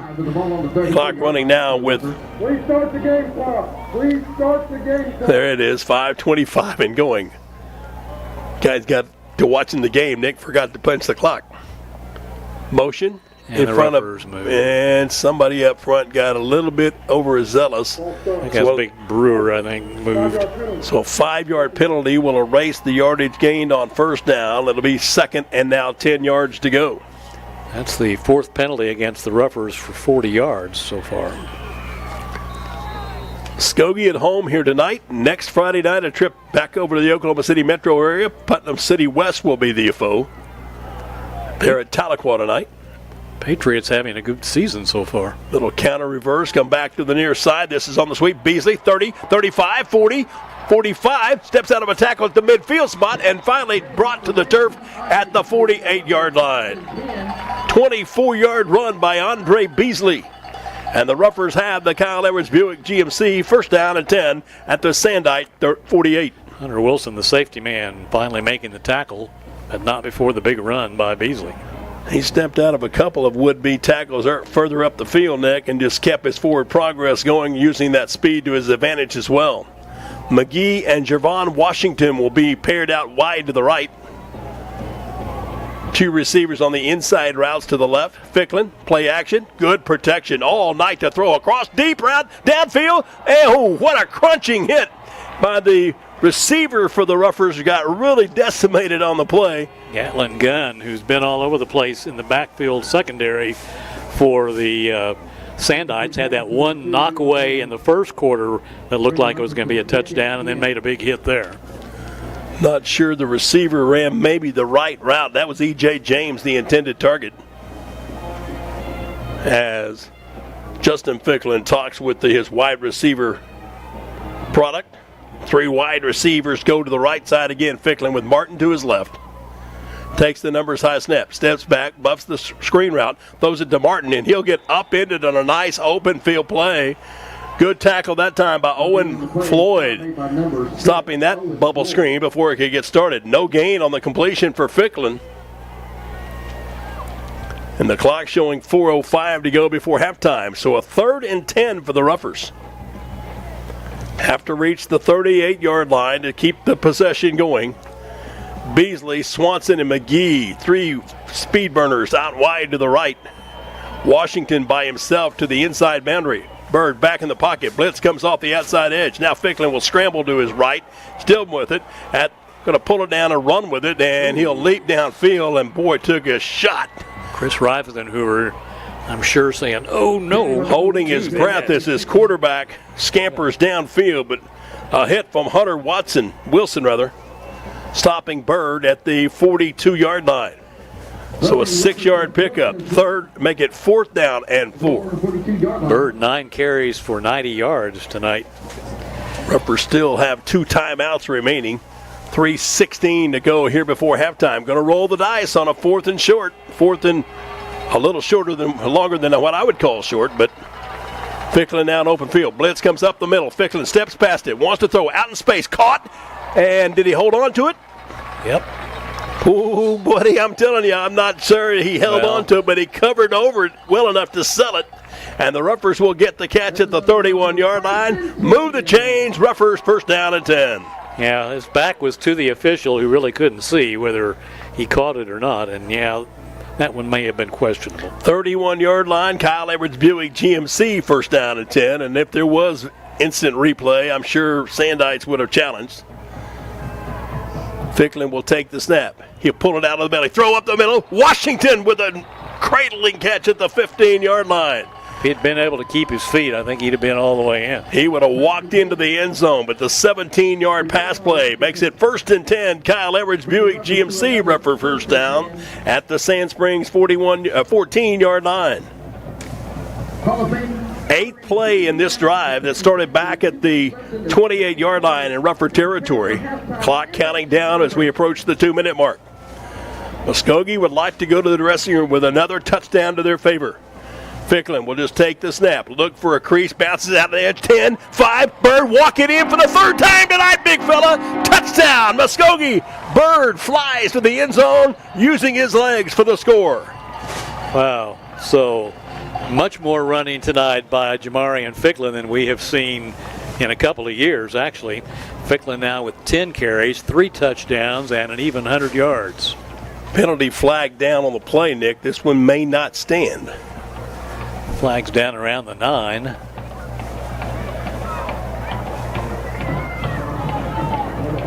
There are 2 fouls on the play. Ruffers are kind of moving back.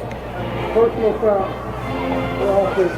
Personal foul on the defense. The penalty cancel. Offsetting play. Tough break for the Ruffers. No, it's a touchdown. All right, it's after the play. Dead ball, yeah. Dead ball, personal fouls on both teams. They offset. The play will stand. Ficklin's flight to the end zone will count for 6 points with 1:53 to go before halftime. 22-13, and now on to try to make it another 10-point lead will be Richard Soto Morales. Good snap, kicks away, and it's straight up and straight through. Timeout. on the field. 1:53 to play.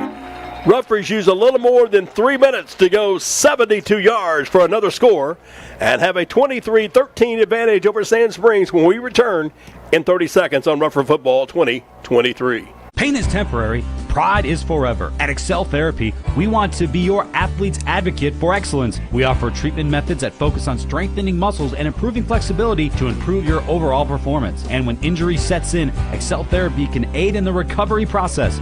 We know it's important to get back in the game, so trust the comeback experts, Excel Physical Therapy and Sports Medicine. With 16 locations and no physician referral required, you can begin healing today. From setback to comeback, the name you can trust, Excel Physical Therapy and Sports Medicine. Look for us online at exceltherapyok.com. Welcome back to Rougher Village, and oh, what an emotional night it's been already, Nick, with all kinds of excitement. Ruffers that time showing the ability of Jamarian Ficklin running the football in that last 14-yard gallop, his third rushing touchdown of the night. Another score 6-8-2 tonight. Tahlequah leading next week's opponent, Putnam City West, 14-6 at the half. Choctaw up on Putnam City North 16-0. Booker T. Washington 10, Bartlesville 7. And Stillwater just annihilated U.S. Grant last night by the final count of 75-6. Here's the ensuing kickoff.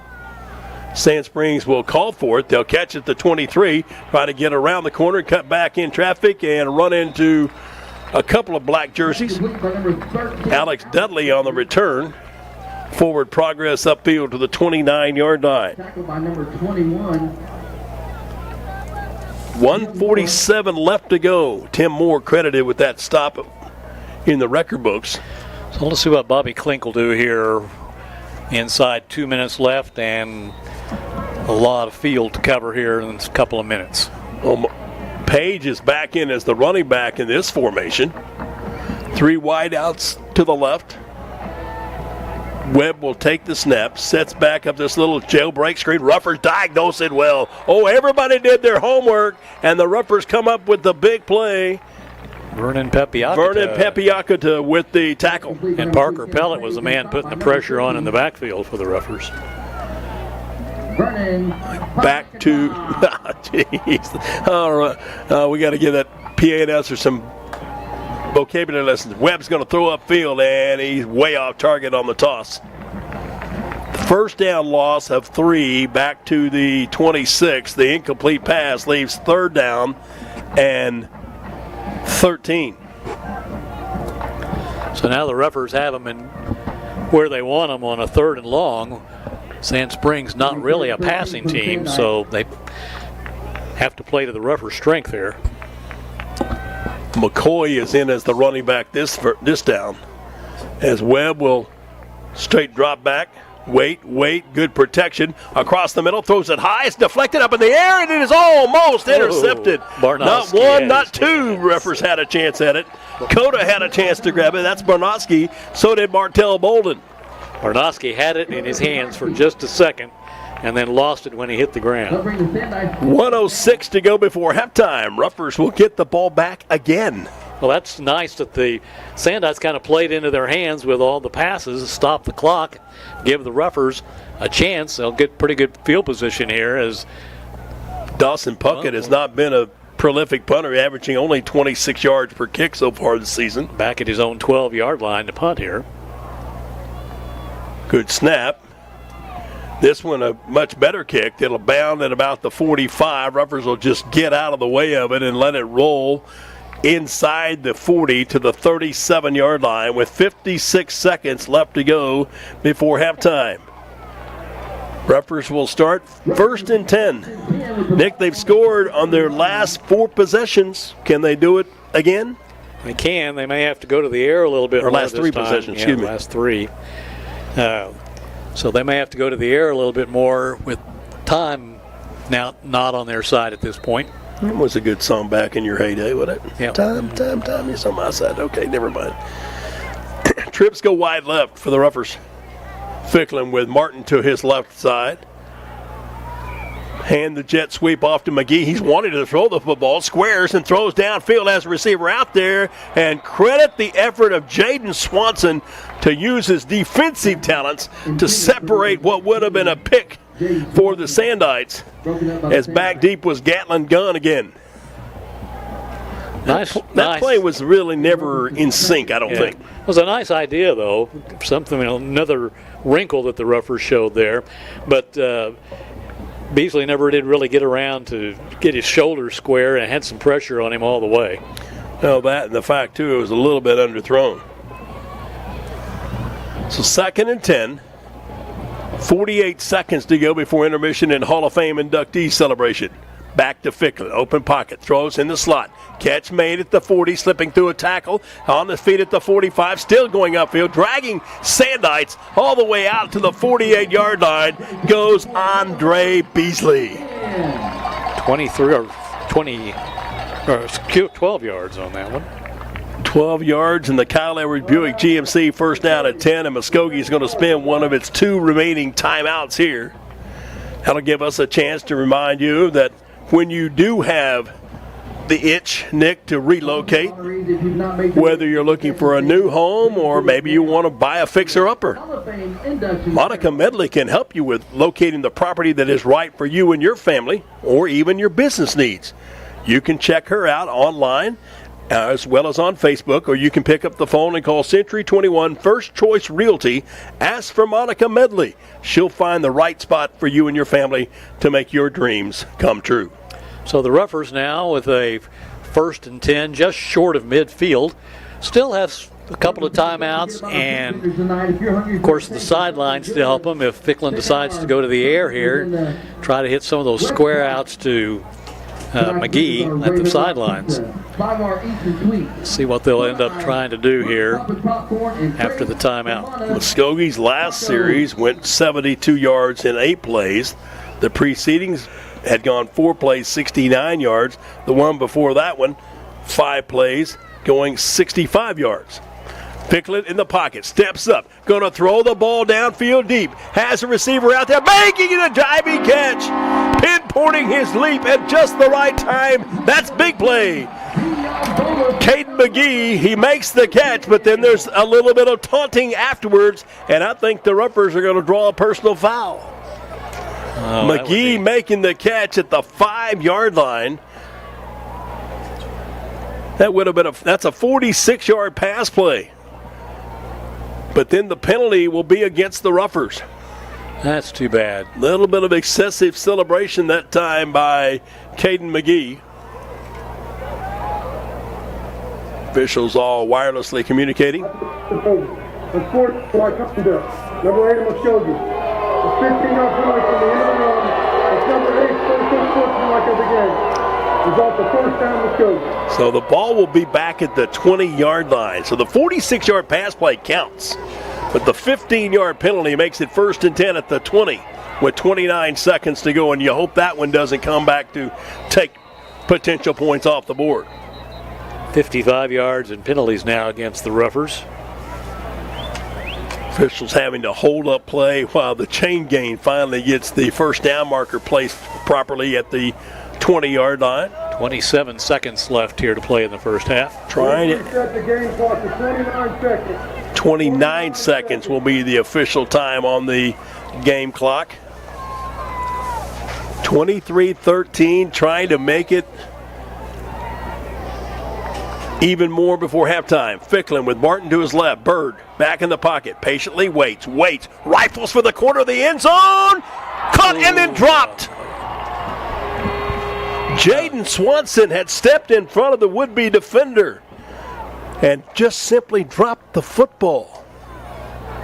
And it'll be 2nd down and 10 from the 20. Notice these Sand Springs defenders never really look back to see where the ball is, and that's really helped the Ruffers out.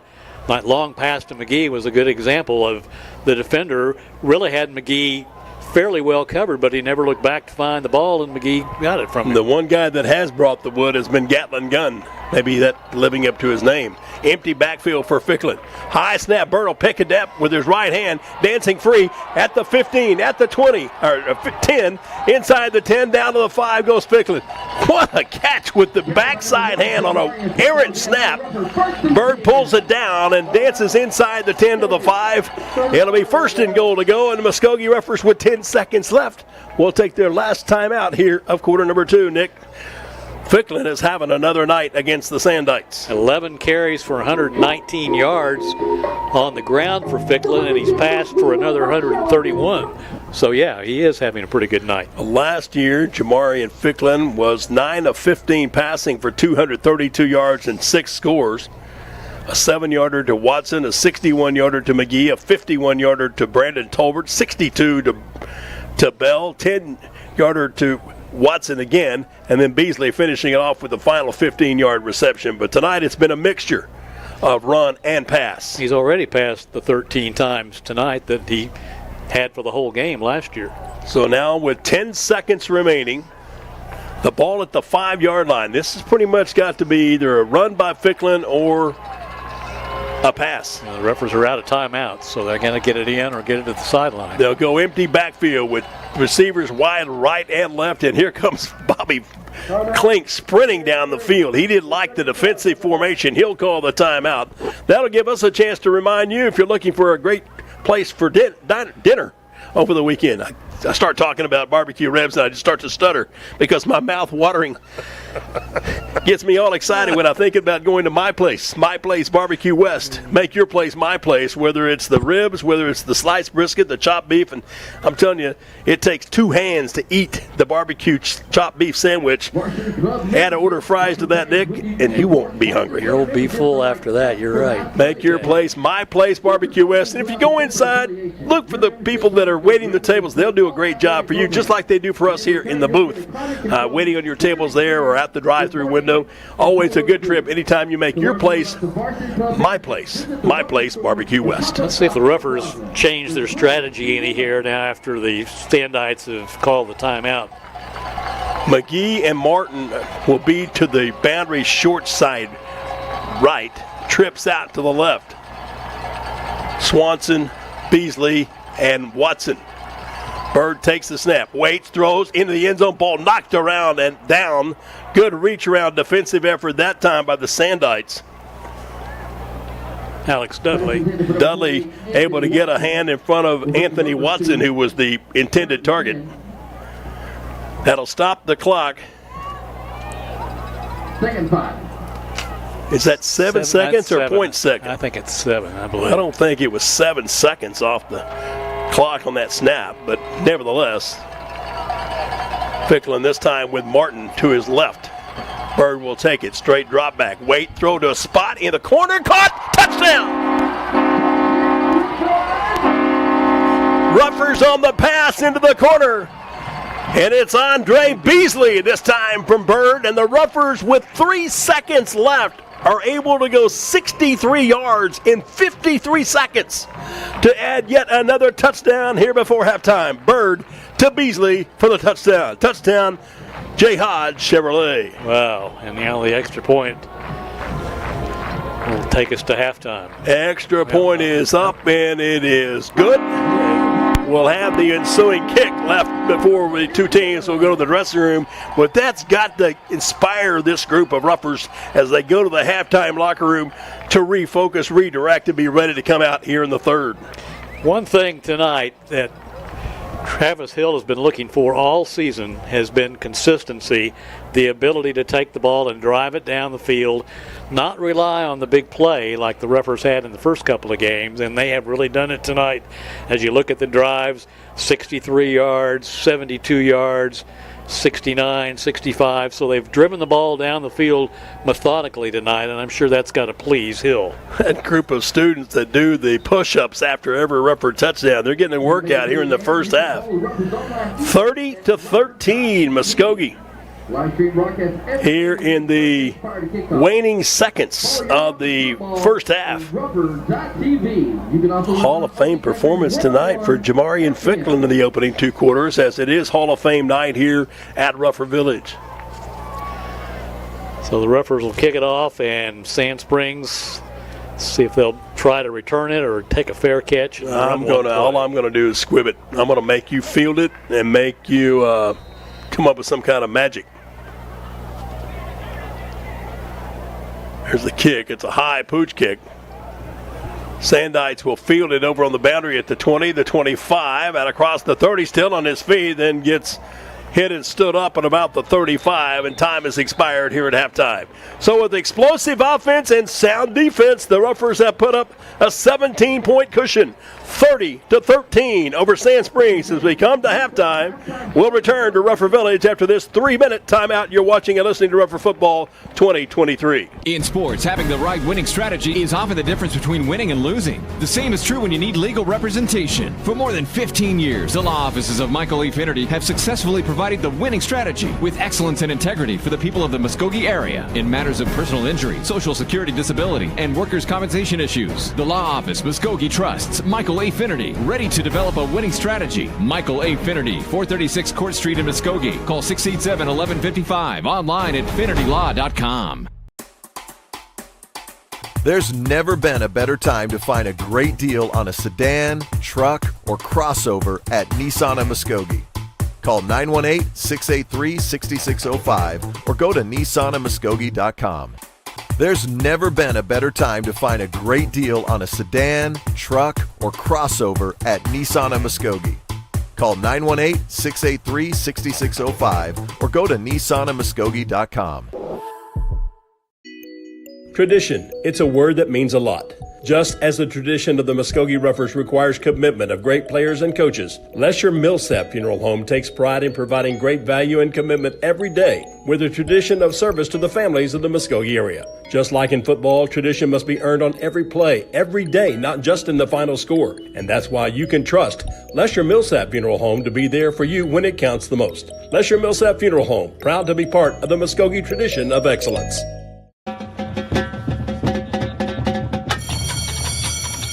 The world of education is driven by numbers. So is the one company more schools and universities call on when fire or water damage strikes. 1-800-SERVPRO. The number one choice in commercial cleanup and restoration. When it matters most. The name to remember? ServPro of Muskogee. 918-913-4490. Online at servpro.com. Proud to be a Muskogee Ruffer, Honda of Muskogee. In the heart of Oklahoma, with Honda of Muskogee. Our super friendly staff is here to give you the best value with honest and fair service. Call 918-68-HONDA or go to hondaofmuskogee.com. In the heart of Oklahoma, with Honda of Muskogee. Proud to be a Muskogee Ruffer, Honda of Muskogee. In the heart of Oklahoma, with Honda of Muskogee. Our super friendly staff is here to give you the best value with honest and fair service. Call 918-68-HONDA or go to hondaofmuskogee.com. In times of need, it's comforting to see faces of people you know and trust. Cornerstone Funeral Home in Muskogee cherishes the opportunity to be there for you and your family in life's most challenging times when friends are most important. Cornerstone Funeral Home and Crematory welcomes the opportunity to answer any questions regarding planning and pre-arrangements for you and your loved ones. Experience the difference. Cornerstone Funeral Home, 1830 North York in Muskogee, where you'll find faces you know and reputations you trust. Welcome back to Ruffer Village this evening, where it's halftime and the Muskogee Ruffers leading the Sand Springs Sandites 30-13 on Hall of Fame night here at Ruffer Village. Pride of Muskogee, or the Ruffer Regiment, getting ready to perform here at halftime. Let's recap this first half of action that's been kind of started a little bit slow, but then really picked up over the last quarter and a half. Ruffers got the opening kickoff, got 2 first downs before they had to punt. The punt rolled down to the 3-yard line, and Sand Springs ran a couple of plays and got trapped in the end zone as the running back for the Sand Springs Sandites, Page, got tackled in the end zone by Dion Bowler. And it made the safety, 8:41 to play in the first quarter. Ruffers led by a score of 2-0. Ruffers got the free kick, got 1 first down, got as far as the 40-yard line before they had to punt it away. So Sand Springs takes over, got the ball at their own 19-yard line, put together a fairly nice drive, moving from their own 19 all the way down to the rougher 35-yard line, but were unable to convert on a fourth down situation. So the Roughers took over on downs, and this is where things really started to pick up for Muskogee. Started at their 35-yard line, and on the fifth play of the drive, after the Roughers had moved it downfield, most of the yardage on a pass from Bird to Washington, got it down to the 20-yard line, and then a couple of plays later, Ficklin carried it in from 16 yards out on the first play of the second quarter. That made it 9-0 in favor of Muskogee. Sand Springs got their only score after the kickoff, started at their own 26-yard line, and methodically drove it 74 yards in 8 plays, a 34-yard pass from Webb to Goodman. Extra point was no good, and the Roughers' lead then cut down to 3 at 9-6. But right back came Muskogee, and again a nice drive, 69 yards in 4 plays. Again, a good mixture of run and passing by Ficklin. And Ficklin scoring on a 43-yard scamper with 5:56 to play in the first half. Extra point made it 16-6 in favor of Muskogee. But then the Sandites came back in just a couple of plays, started at their own 28-yard line, and Ali McCoy broke loose for a 72-yard run all the way on the first play from scrimmage to put the Sandites right back in the game at 16-13 with the extra point. But here come the Roughers again, starting at their own 28-yard line, and again grinding out the field, 72 yards in 8 plays. Ficklin with his third touchdown run of the night, this one a 14-yarder with 1:53 to play before halftime, made it 23-13. Sandites went 3 and out, so the Roughers got the ball back with one last chance to go down the field and score, but they were a ways away. 63 yards they had to go, but they did it, 63 yards in 6 plays, and it was a 5-yard pass at the end from Bird to Beasley for the score. Extra point coming with just 3 seconds left to play in the first half, made it 30-13, and that's where we stand here at halftime, with the Rougher offense showing some muscle in that second quarter as they scored 4 touchdowns in that second quarter to open up the lead at 30-13. Rougher Regiment performing here at halftime as they are on the field. While they do that, let's kind of catch you up on some of the other scores. In 6A2, Bartlesville leading Booker T. Washington 21-10. Tahlequah at halftime up over Putnam City West, who will be the Roughers' opponent next week, 14-6. Stillwater last night pounded Grant 76-6.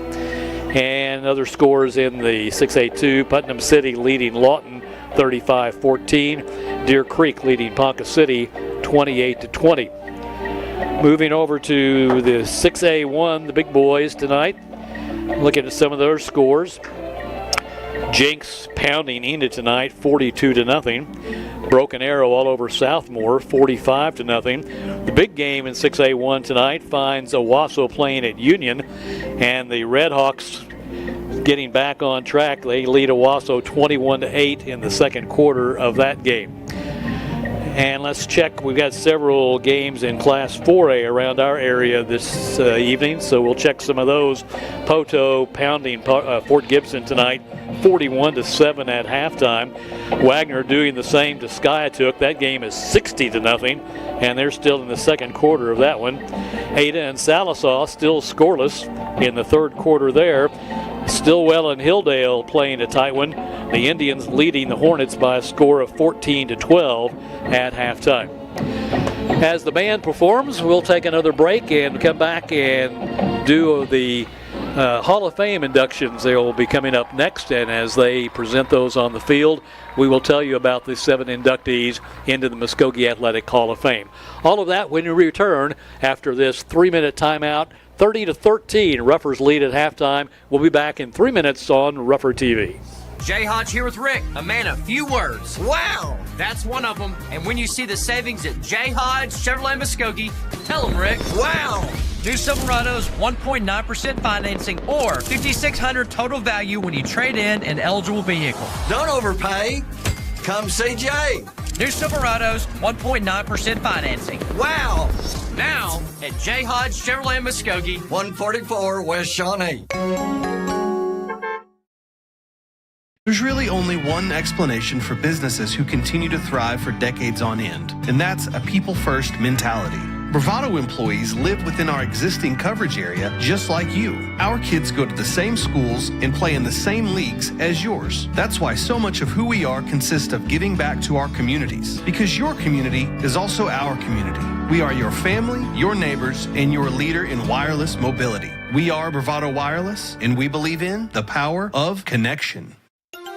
Pioneer Abstract, proudly serving residential and commercial customers throughout Muskogee County since 1905. Serving banks, mortgage companies, and mortgage brokers with refinancing, purchase, 1031 tax-deferred exchanges, along with full escrow services and more. Pioneer Abstract offers the convenience of centralized services for escrow accounts, title insurance, and title searches. Pioneer Abstract, here yesterday, here today, and here tomorrow at 412 West Broadway in downtown Muskogee, or call Pioneer Abstract at 683-2904.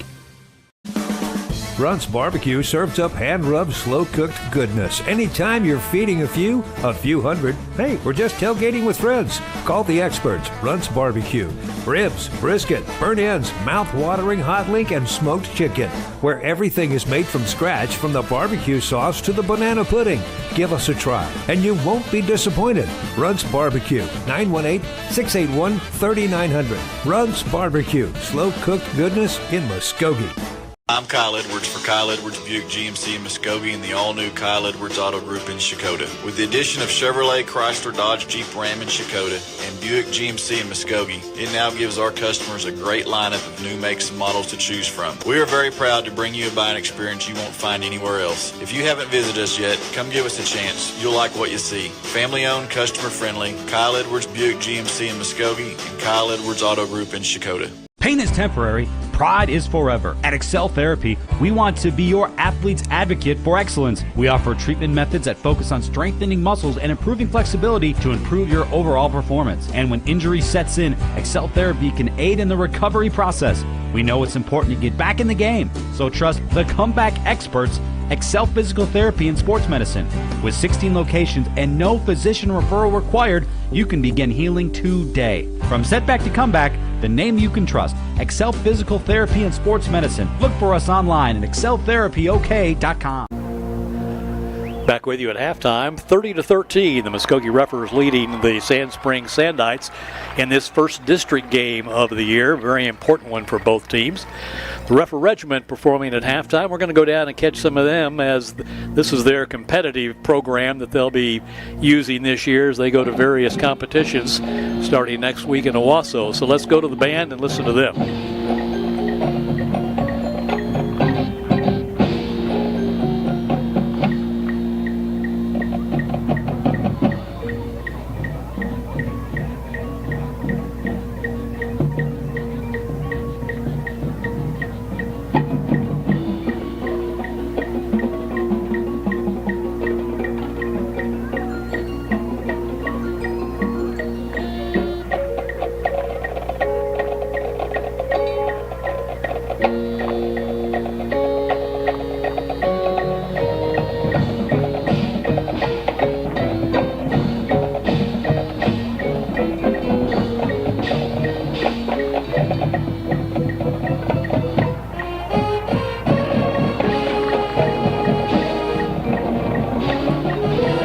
Regiment performing here at halftime, and their competitive program that they will use this year as they go to the various competitions. Let's take a look at the stats in this first half.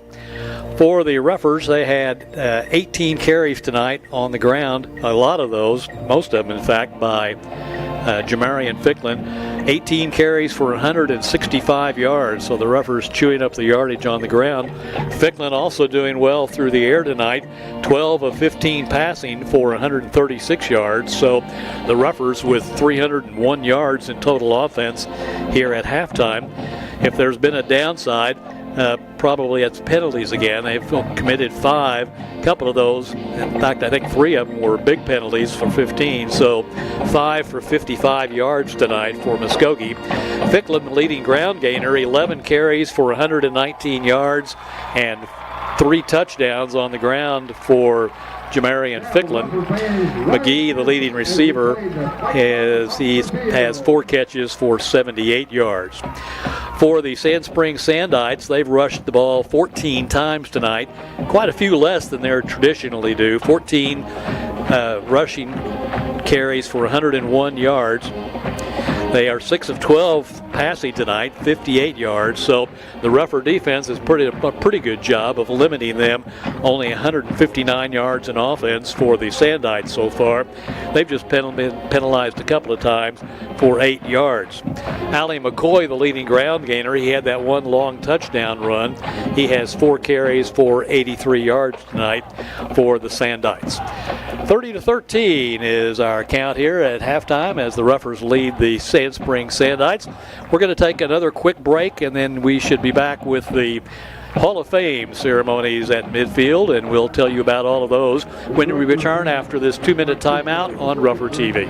In sports, having the right winning strategy is often the difference between winning and losing. The same is true when you need legal representation. For more than 15 years, the law offices of Michael E. Finnerty have successfully provided the winning strategy with excellence and integrity for the people of the Muskogee area in matters of personal injury, social security disability, and workers' compensation issues. The law office, Muskogee trusts Michael A. Finnerty, ready to develop a winning strategy. Michael A. Finnerty, 436 Court Street in Muskogee. Call 687-1155. Online at finnertylaw.com. There's never been a better time to find a great deal on a sedan, truck, or crossover at Nissan of Muskogee. Call 918-683-6605 or go to nissanofmuskogee.com. There's never been a better time to find a great deal on a sedan, truck, or crossover at Nissan of Muskogee. Call 918-683-6605 or go to nissanofmuskogee.com. Tradition. It's a word that means a lot. Just as the tradition of the Muskogee Ruffers requires commitment of great players and coaches, Lesher Millsap Funeral Home takes pride in providing great value and commitment every day with a tradition of service to the families of the Muskogee area. Just like in football, tradition must be earned on every play, every day, not just in the final score. And that's why you can trust Lesher Millsap Funeral Home to be there for you when it counts the most. Lesher Millsap Funeral Home, proud to be part of the Muskogee tradition of excellence.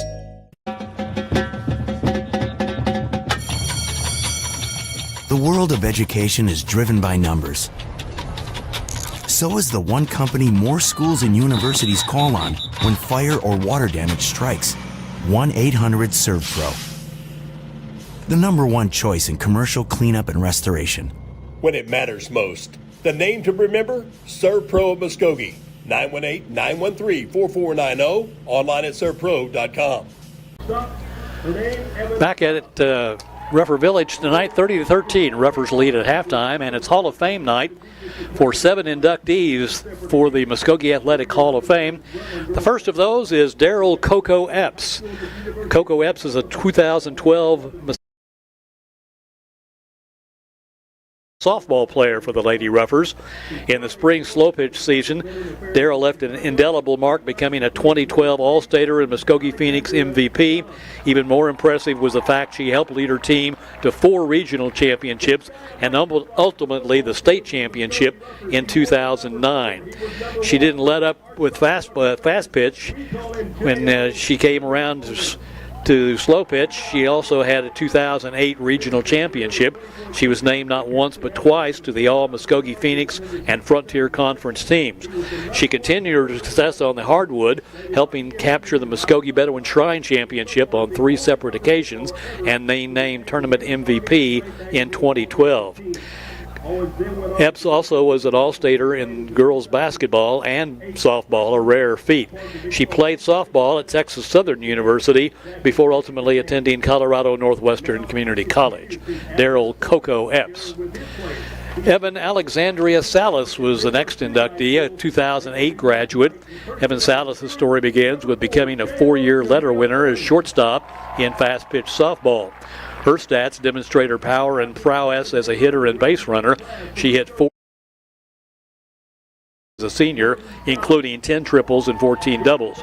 She was awarded both All-Region and All-State honors and was honored by her team as both the Offensive and Defensive Player of the Year. Even more impressively, she led her team in all statistical categories for 4 straight years.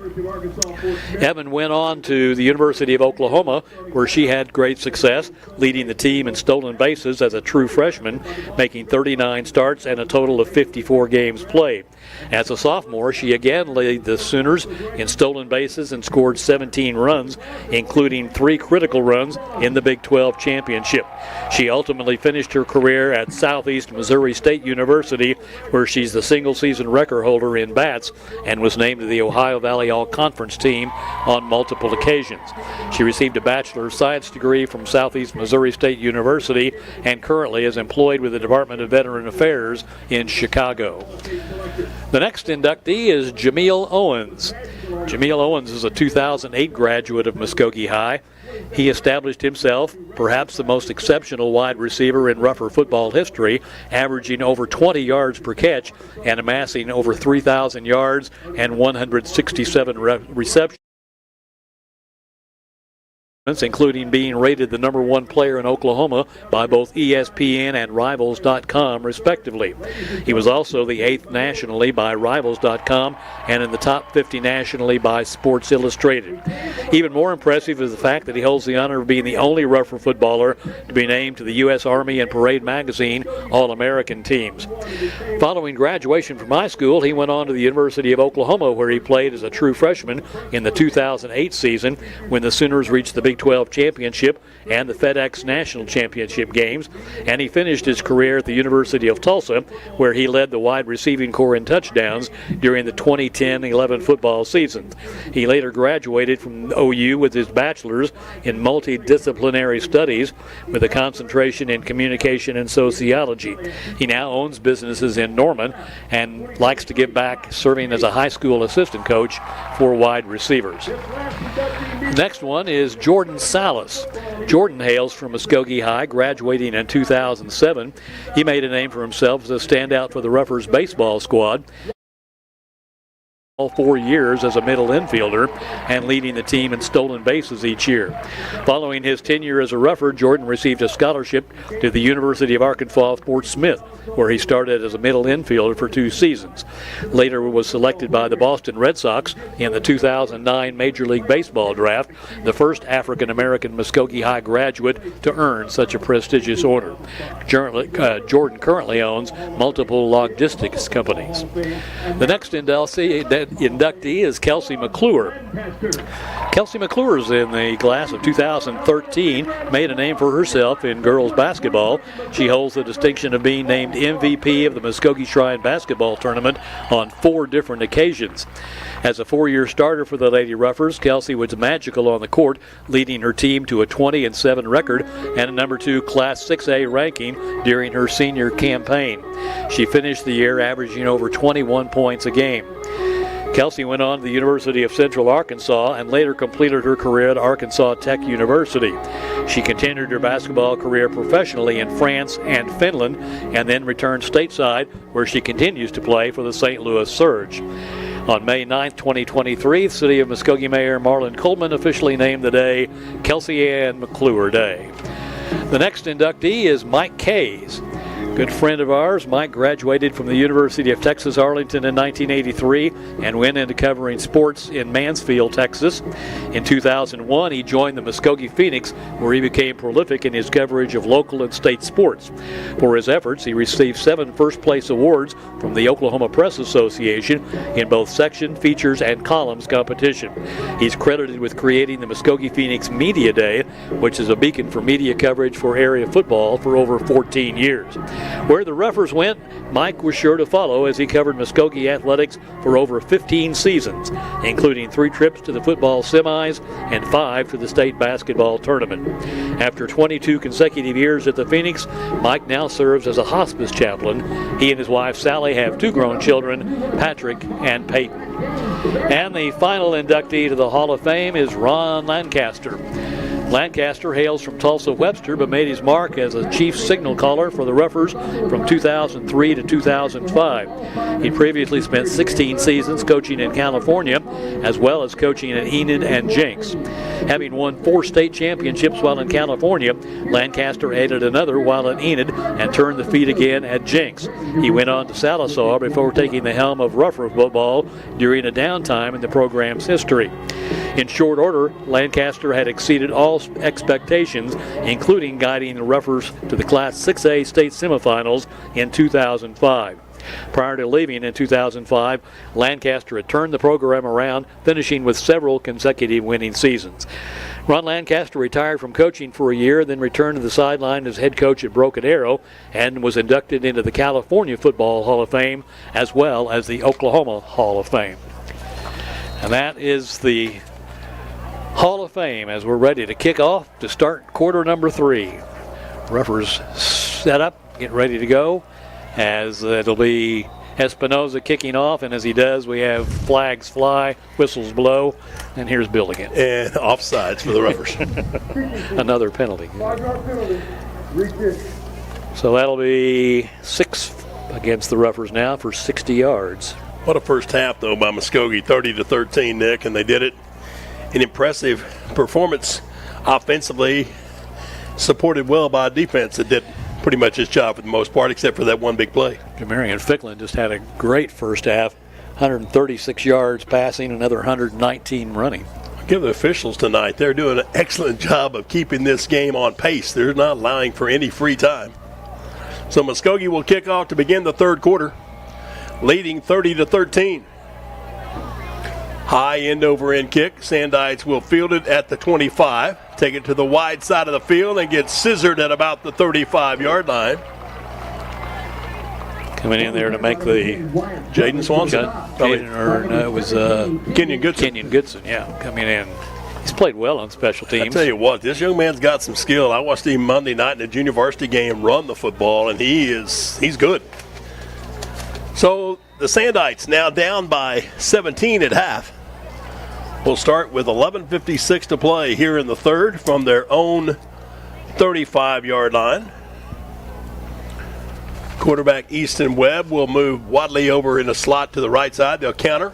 Play action. Webb's going to throw the out and up, and it's one-hand grab. Oh, nice effort. Going sky high to pull it down. That's Alex Dudley. Did a nice job. I mean, he caught that on the fingertips, timing his leap at just the exact time. The 15-yard pass play gives Sand Springs a 1st and 10 at midfield. Martell Bolden, I think, actually got a hand on that, tipped it a little bit, but he still made the catch. Nice catch by the young sophomore. 1st and 10.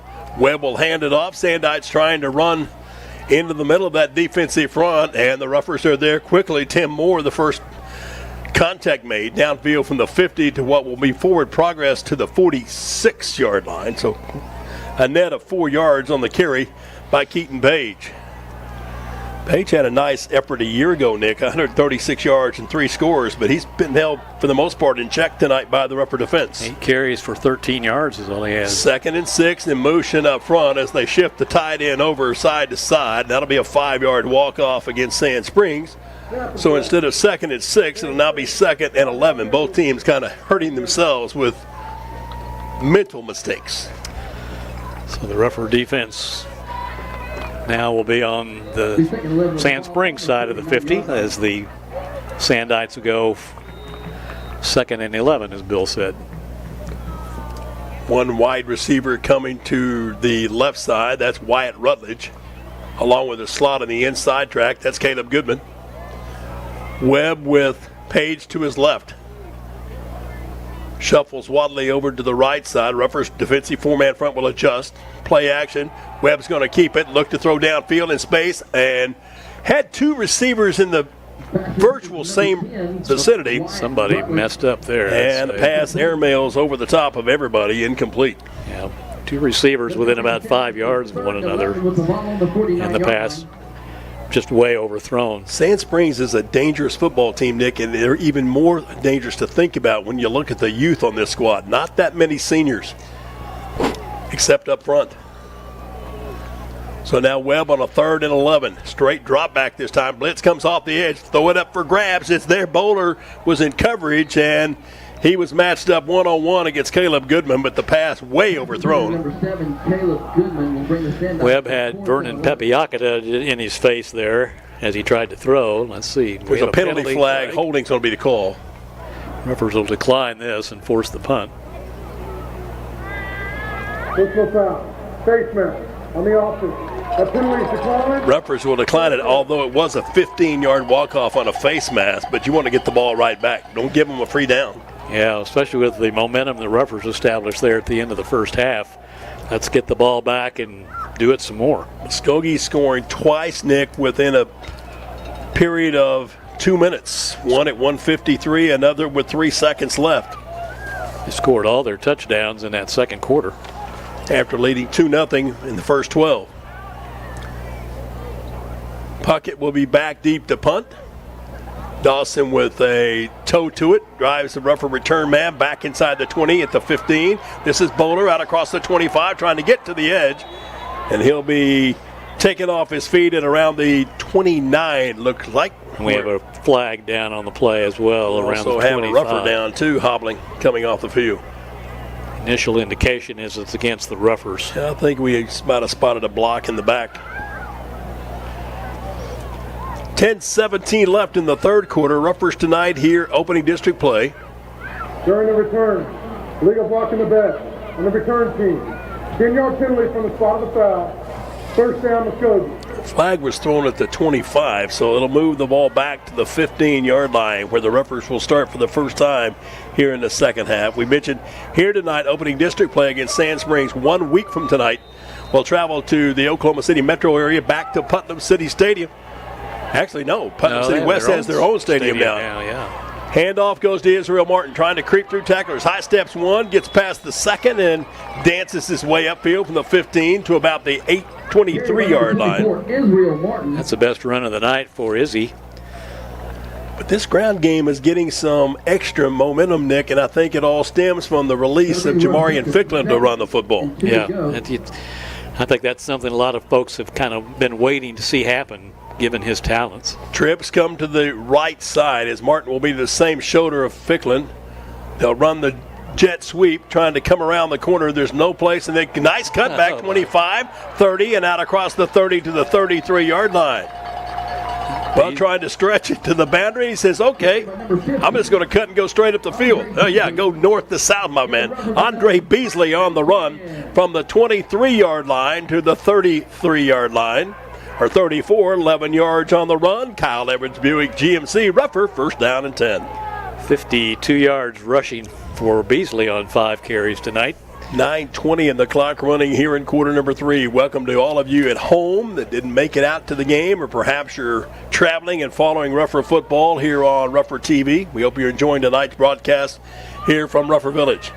First and 10, Ficklin, play action, pulls it in his pocket. Now steps around, has no place to go, tries to dance free, and gets to the edge, throws back across the field, finding McGee coming back to help.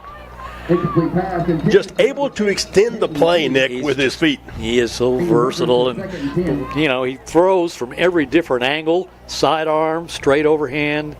I haven't seen him submarine one yet, but I wouldn't be surprised. Yeah, he did. Two weeks ago against Carl Albert. Yeah. And even at that, he's a left-hander. Yeah.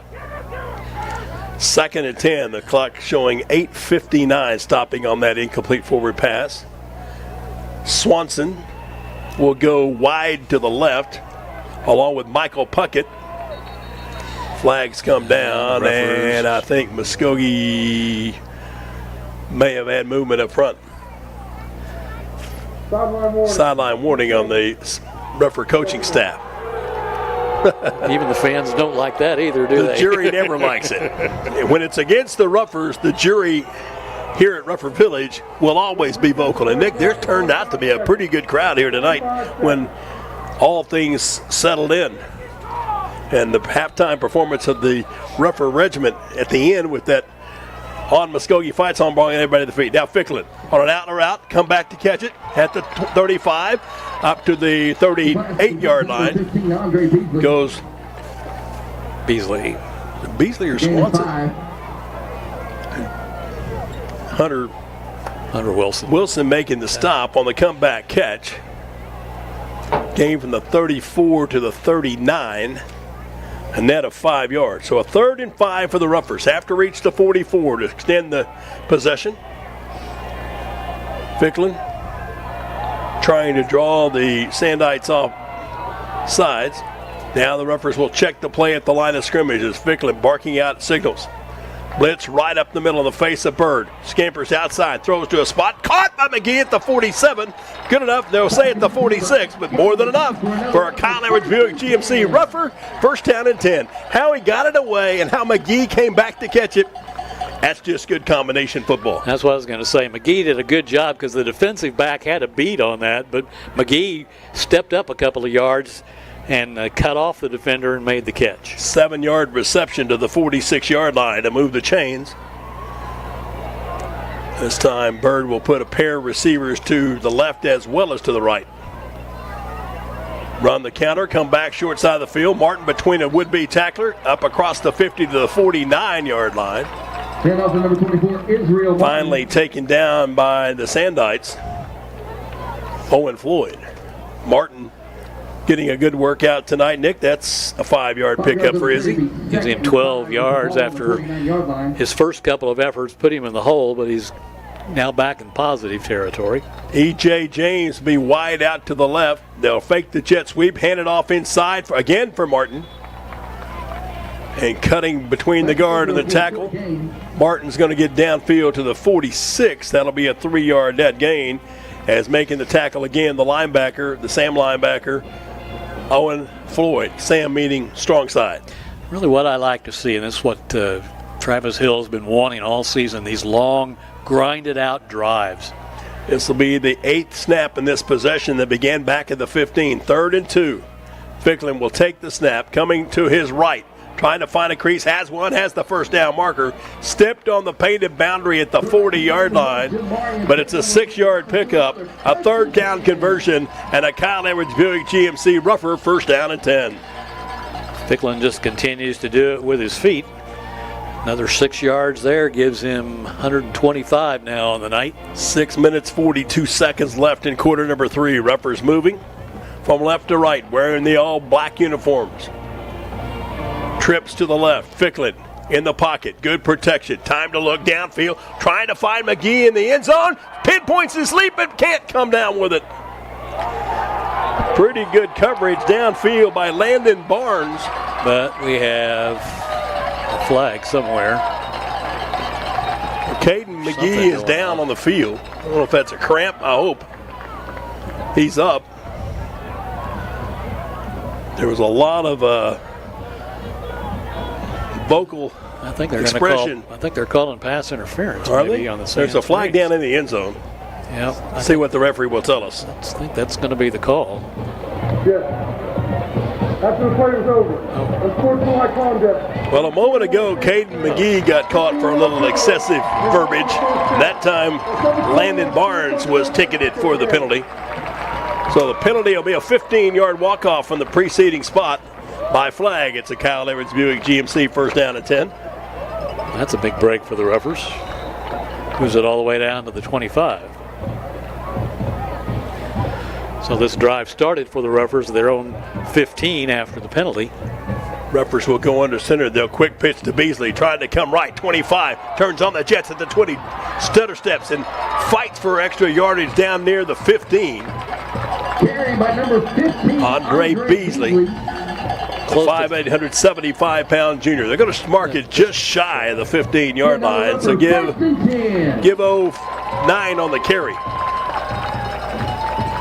And the Ruffers will have a second and short yardage with 6:08 to play and the clock running here in the third, leading 30-13. Ruffers really picking on this Sandite young second defense, who's not tackling very well. Give the Ruffers a lot of credit too, but Sand Springs has helped them out. Hudson Shepard has been beat up tonight. High snap to Ficklin. He'll leap and pull it down. He'll step past the tackler to 15, still on his feet, driving and powering his way inside the 10 down to the 9. 7 yards on the run by Bird, and another Ruffer first down this time and goal to go. Brought to you by Kyle Edwards Buick GMC. Ficklen continuing to average almost 10 yards or better, actually, than 10 yards a carry. This will be the 11th snap in this possession from the 9-yard line.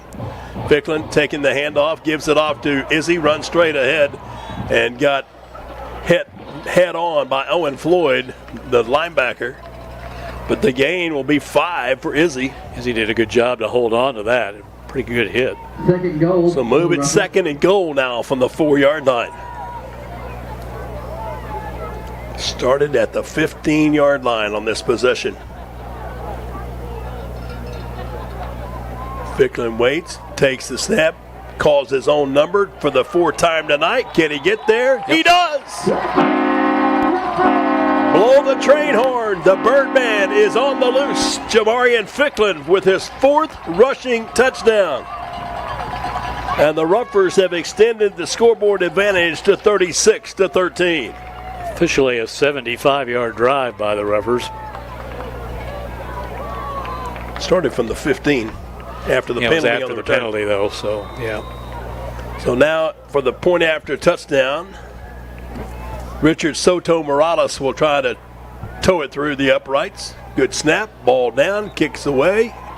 Yes, sir. 37-13, Ruffers in front. 4:51 left here in the third. We're back in 30 seconds. This is Ruffer Football 2023.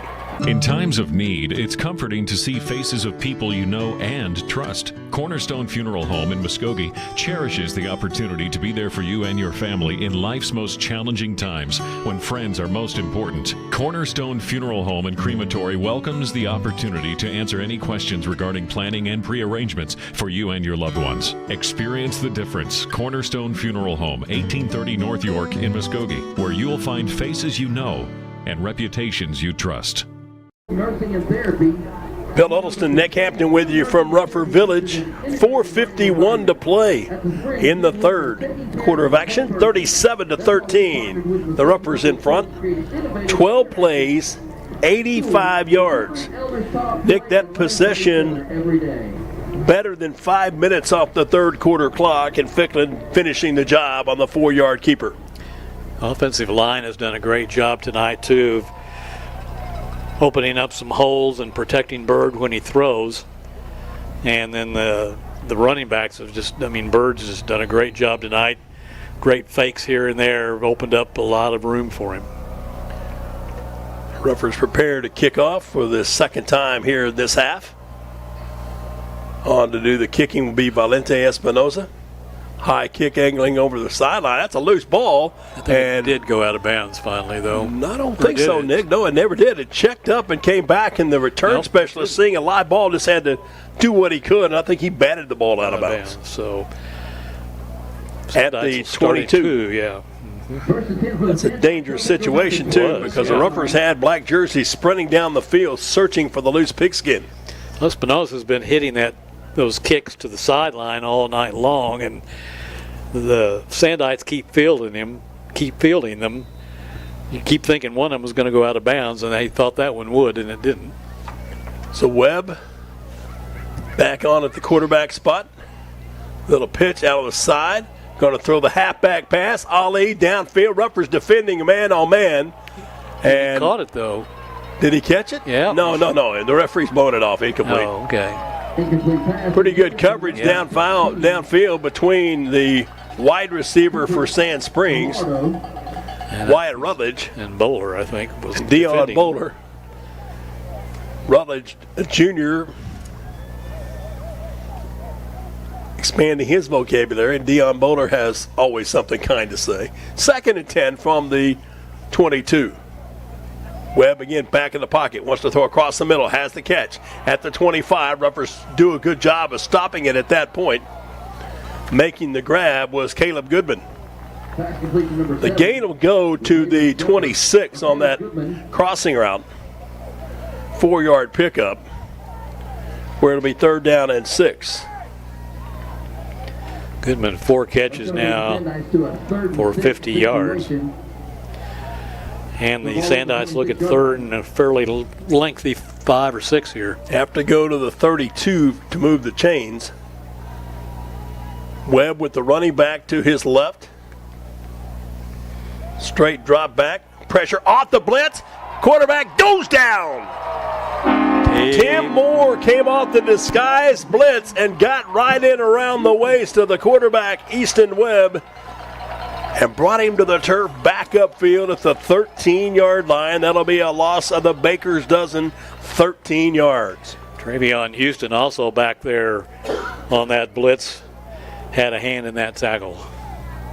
So now what was 3rd and 6 is 4th and a whole bunch. Got to go from the 13 to the 32. So it'll be 4th and now 19. And Dawson Puckett will stand at least 1 yard deep in his own end zone for the punt return. For the punt. End over end kick. Ruffers will field it at the 45. Step and go move. 40. Stop and go again. Penalty flags fly. This is going to be a block in the back on one of the Ruffers. Bowler returning. We talked to Deion Bowler earlier this week, and he was really looking forward. He's been returning kicks now this season, getting a little bit of offense, and thought he might have a chance to play a little running back tonight as well with Houston out of action. And now that the Ruffers have a comfortable lead, we may see him eventually get back in here running backs. Well, this penalty is going to be on Muskogee on the return, Nick. Everyone saw that. He had at least 2 flags, if not more. On the return, illegal block in the back. On the return team. That's what, the 3rd block in the back the Ruffers have had tonight, I think? Back-to-back punt returns resulted in that. So instead of starting in Sand Springs territory, the flag will take it back across the midfield stripe, where Muskogee will start this series from their own 47-yard line. 3:04 to play here in quarter number 3 at Ruffer Village. Muskogee 37, Sand Springs 13. He was 16-13 at one time.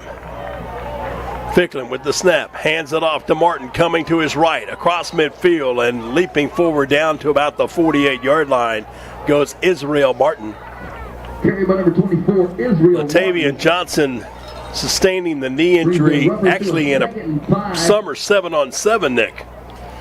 And he's nursed that through, but then after last week's direct hit has been sidelined, and he's not playing this evening. Well, they haven't missed him much in the running game as Ficklin has kind of taken up the slack. 5-yard pickup on first down.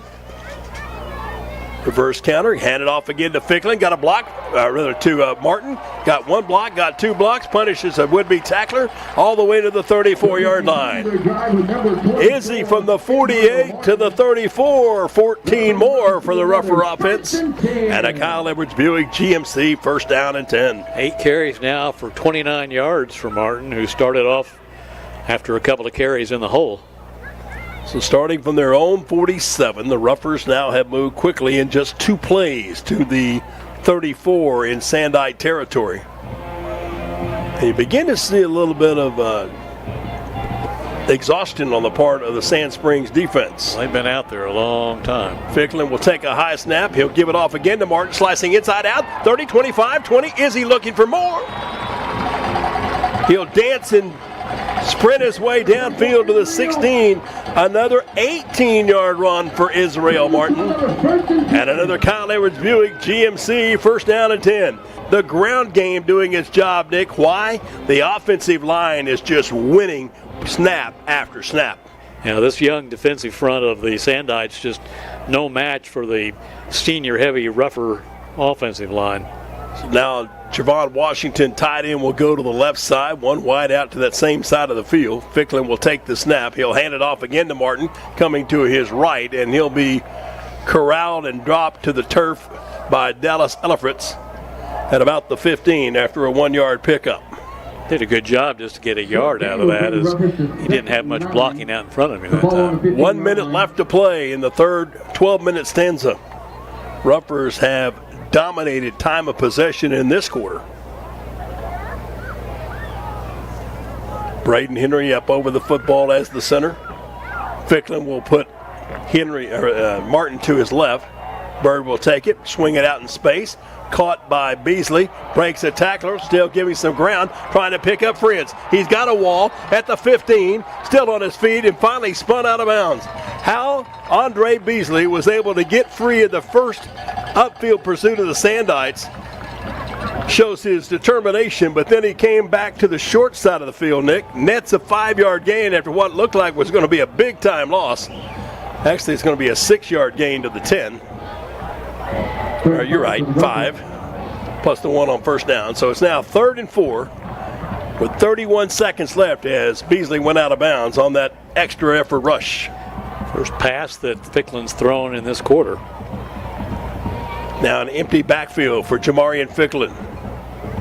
Takes the snap, Ruffers load the gun. Ficklin cuts inside of a gap at the 10, at the 5. He'll go inside the 5 to the 4. And the Ruffers will have first down and goal to go. First and goal. 6-yard pickup by Jamarian Ficklin. Spotted at the 4.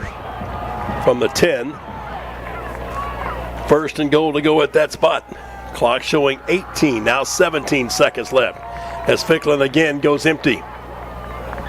Motion into the formation. Fake the handoff and whistles sound prior to the snap. Penalty flag is down. Defense offside. That'll be half the distance to the goal line. As if the Ruffer offense, Nick, who seems to be hitting on all cylinders, needed any help. So that moves it to the 2. And this will either be start on the snap, carrying on out of an empty backfield. Yeah, they won't get it away before the end of the 3rd. 3 quarters are in the books. The Ruffers threatening to score again. And after 3 quarters of play with 12 minutes remaining, it's Muskogee 37, Sand Springs 13. Back to Ruffer Village. Can the Ruffers score on first down? We'll find out when we return after this timeout on Ruffer Football 2023. Jay Hodge here with Rick, a man of few words. Wow! That's one of them. And when you see the savings at Jay Hodge Chevrolet Muskogee, tell them, Rick, wow! New Silverados 1.9% financing or $5,600 total value when you trade in an eligible vehicle. Don't overpay. Come see Jay. New Silverados 1.9% financing. Wow! Now at Jay Hodge Chevrolet Muskogee, 144 West Shawnee.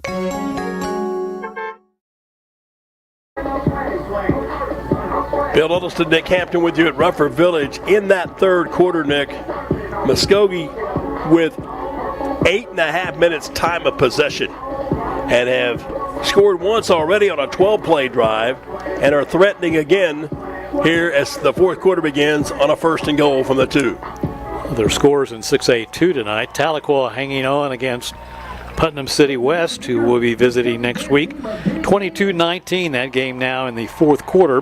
Bartlesville leading Booker T 21-10 at halftime. And those are the ones that affect our area for the most part. Deer Creek beating Ponca City tonight, and Lawton losing to Putnam City 42-12 in the 3rd. No score on Putnam City North and Choctaw. Yeah, let's see. Yeah, Choctaws they had 23-3. So now first and goal from the 2 as we start the 4th quarter with Ficklin, and again an empty backfield. 2 tight end formation. Bird will just take it, wait for a crease, split the defenders, dash to the end zone, touchdown. Number 5 tonight for Jamarian Ficklin. Well, wait a minute. Maybe not. Let's see. Officials came in with hands raised. One of them came in from the side. Yeah, it is. One of them came in from the side like they were going to mark it short. So Jamarian Ficklin gets his 5th rushing touchdown. Caps a 53-yard drive for the Ruffers. 7 plays. Scored on the first play of the 4th quarter as they did the first play of the 2nd quarter. Time of possession there, 3 minutes and 8 seconds. Point after touchdown to follow for Richard Soto Morales. Bad snap, but picked up, put on the tee, and good. The kick is good. Oh, never really got a true signal from my vantage point, but it counts all the same, and the Ruffers have expanded their lead to 44-13. Back to Ruffer Village in 30 seconds on Ruffer Football 2023. There's really only one explanation for businesses who continue to thrive for decades on end, and that's a people-first mentality. Bravado employees live within our existing coverage area just like you. Our kids go to the same schools and play in the same leagues as yours. That's why so much of who we are consists of giving back to our communities, because your community is also our community. We are your family, your neighbors, and your leader in wireless mobility. We are Bravado Wireless, and we believe in the power of connection. Bill Huddleston, Nick Hampton back with you on this Hall of Fame night at Ruffer Village. Ruffers leading 44-13 in Hall of Fame efforts. How about the Bird? Bird has just had a great night. He's got 149 or 161 yards passing, another 144 rushing tonight. So now Valente Espinosa, one step kick high up toward the boundary, fielded by the Sandites, out across the 30 to about the 33-yard line, where Sand Springs will take it. Returned by number 13, Alex Dudley.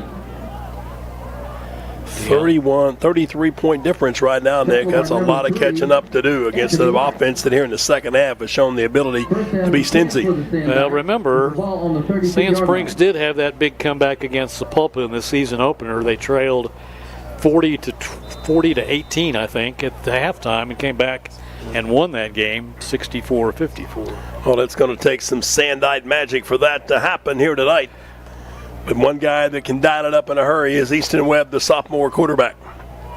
Twin receivers out to the far left side.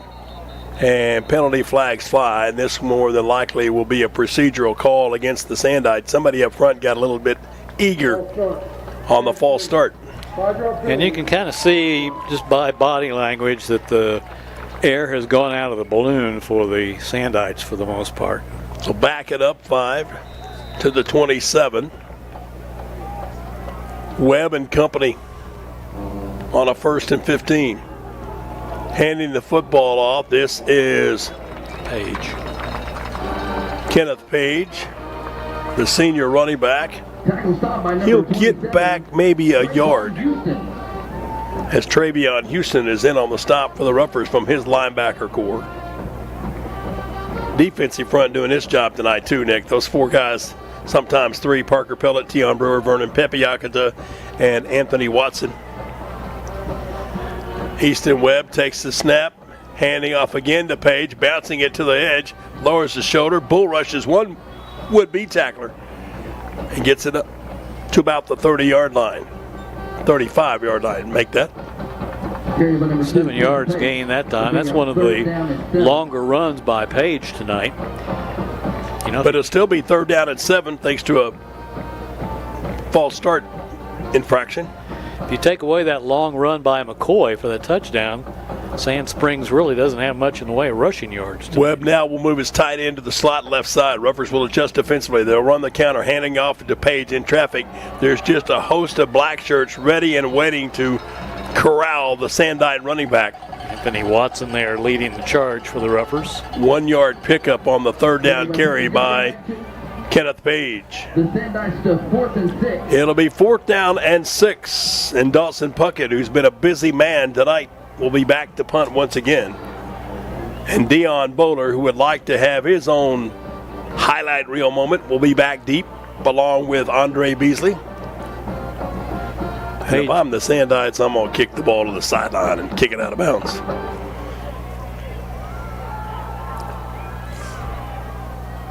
Ten minutes left as Puckett takes the snap. Driving kick that on a hop. Ruffers will just clear the field. And the ball will be touched dead at the 28-yard line in Muskogee's end of the field. So let's see now if Travis Hill will put in some secondaries. It looks like Bowler is going to come in now and play running back. Ficklin's still in at quarterback. 9 minutes and 53 seconds left in this one. 44-13, the Ruffers in front. Touched the ball twice in the 3rd quarter, Nick. Scored both times. Like this, and actually started the 4th quarter off with that finishing drive. Ficklin now with Bowler to his left. Will play action. The left-hander pulls it down, decides to run on his own at the 30, the 35, out of a tackle at the 45, dragging tacklers all the way to midfield. Goodness gracious. Great running by Ficklin. Jeez. If he weren't such a talented quarterback, Nick, you'd have to think, let's give that guy a chance running the football. 22 more yards for Ficklin. To the 50-yard line and the Kyle Edwards Buick GMC first down. 166 yards on the ground tonight for Ficklin. That's actually to the 45, Nick. So it's 17. 17, yeah. Twin receivers out wide to the left. Ficklin this time going to give to Bowler through a crease. 50, 45, high steps at the 40, and downfield to the 37-yard line goes Dion Bowler. And I'm telling you, if he gets a crease, Nick, and an eyelash of a lead, good night. He can go. All the way down to the 37-yard line. An 18-yard gallop. And a Kyle Edwards Buick GMC rougher first down and 10 at the 37-yard line in Sand Springs territory. 9 minutes left here in the contest. Ruffers cruising tonight here at Ruffer Village.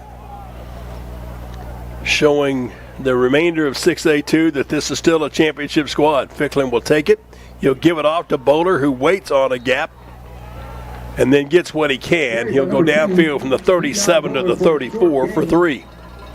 But the rushing totals tonight, Nick, just as impressive, if not more so, than the passing game. Oh, yeah, for sure. And especially if you look at Ficklin, who came into the game tonight, hadn't carried very much coming into the game, had only 21 carries for the whole season, and tonight has already carried for 17 times. For how many yards? 160 yards. He's almost matched his three game output here tonight.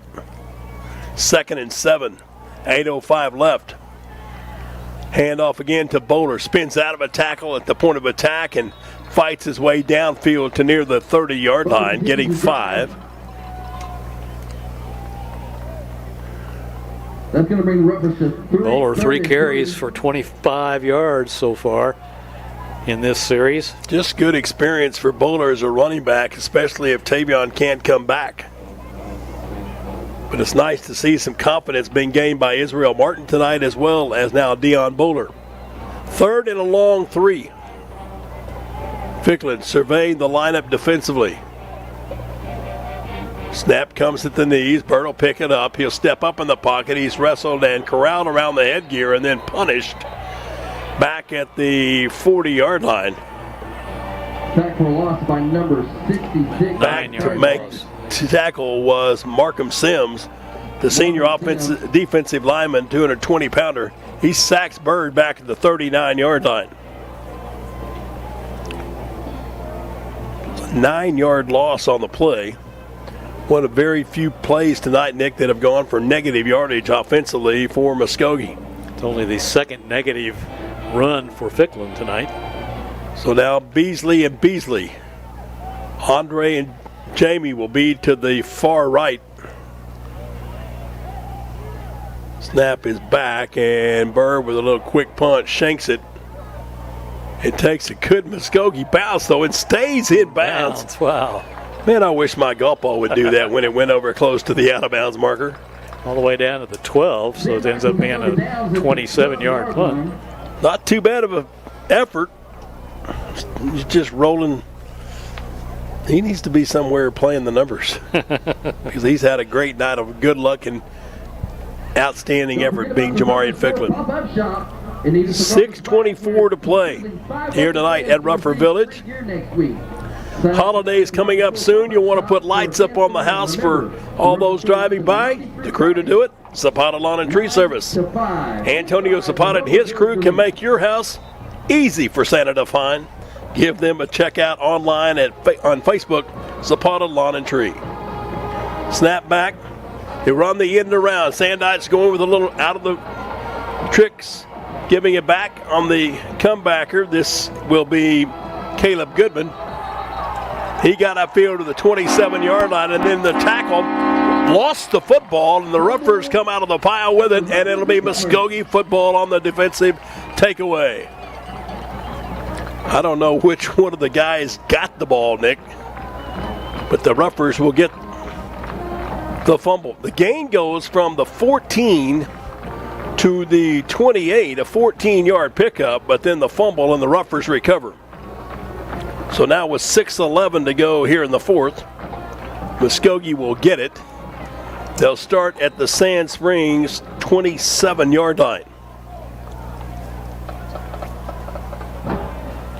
Need to say a huge thank you, though, to Bobby Klink, because he just opened his playbook and opened his informational book and provided us with all kinds of info about the Sandites. We thank you for that, Bobby K. Counterplay, give it off in traffic. Izzy through a grab at the 20, at the 15. Martin inside the 10 to the 5.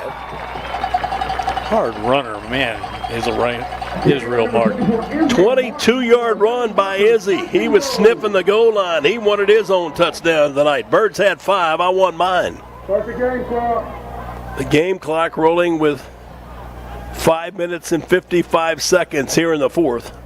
44-13. Ruffers trying to hammer one more on the scoreboard tonight. Izzy closing in on 100 yards rushing. It's been a while since the Ruffers have had one, much less two running backs over 100. Now the Sandites will take a timeout. We'll do the same. 5:41 left to go tonight. This has been a thriller at the Village. The Ruffers against Sand Springs, and it's 44-13 Muskogee. We're back in 30 seconds on Ruffer Football 2023. Pioneer Abstract, proudly serving residential and commercial customers throughout Muskogee County since 1905. Serving banks, mortgage companies, and mortgage brokers with refinancing, purchase, 1031 tax-deferred exchanges, along with full escrow services and more. Pioneer Abstract offers the convenience of centralized services for escrow accounts, title insurance, and title searches. Pioneer Abstract, here yesterday, here today, and here tomorrow at 412 West Broadway in downtown Muskogee, or call Pioneer Abstract at 683-2904.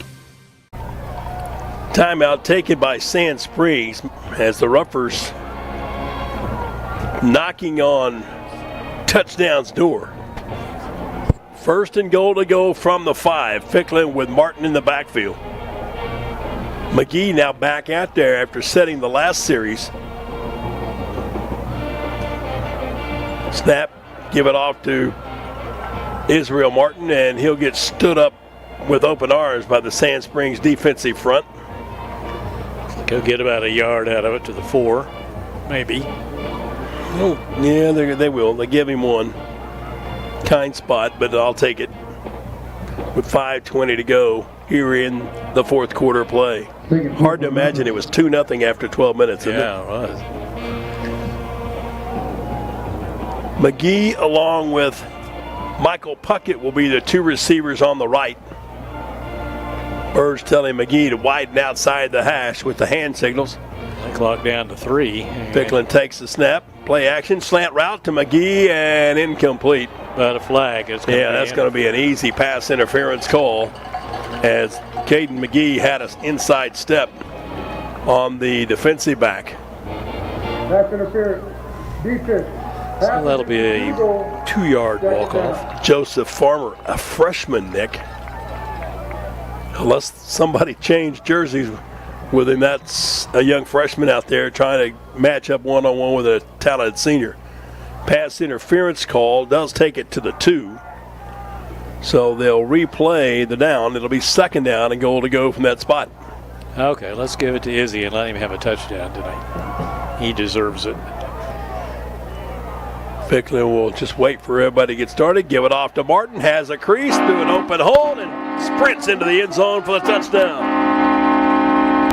Israel Martin. Nicky got almost all of the 27 yards in that drive, getting the last 2 on the touchdown run. 3 carries for 24 yards, plus that penalty. 13 overall tonight for Martin for 83 yards. And on to try to add to the point total of the Ruffers tonight here on Hall of Fame night is Richard Soto Morales. Kick is away, the chip shot is up, and it is good. It's now the Ruffers with, in the words of Barry Switzer, half 100. 51-13, Muskogee. Back to Ruffer Village after this 30-second timeout on Ruffer Football 2023. Runt's Barbecue serves up hand-rubbed, slow-cooked goodness. Anytime you're feeding a few hundred, hey, we're just tailgating with friends. Call the experts, Runt's Barbecue. Ribs, brisket, burnt ends, mouth-watering hot link, and smoked chicken, where everything is made from scratch, from the barbecue sauce to the banana pudding. Give us a try, and you won't be disappointed. Runt's Barbecue, 918-681-3900. Runt's Barbecue, slow-cooked goodness in Muskogee. Following the fumble recovery by the Ruffers, it took 3 plays and a pass interference penalty for Muskogee to add another 7 points to their total on the 2-yard touchdown run by Israel Martin. 51-13, Muskogee. And the ball falls off the tee as they get ready to kick it.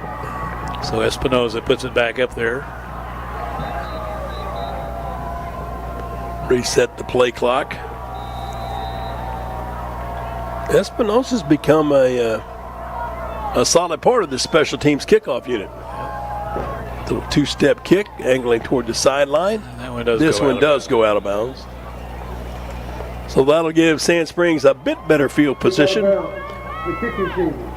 Ball will be placed at the 35-yard line. 4 minutes and 52 seconds left. Sandites will take over at their own 35-yard line. Now let's see, Nick, if we don't see a few new numbers out there for Muskogee defensively. Good to see Jaden Smith get a little action time here. Also Malachi Hopkins in that defensive front. Wow. Union putting it on Owasso tonight, 41-8. First and 10 for the Sandites from the 35. The handoff goes straight ahead to Mr. Page. A lot of scrambling. Now a lot of pushing and shoving out on the field after the forward progress that I guess the whistle never sounded, and Page just kept spinning and driving, and all in all, nets 4 yards on the carry. 4:34 left here in quarter number 4. Muskogee Ruffers, the number 1 ranked team in 6A2 football, putting on a Hall of Fame clinic tonight.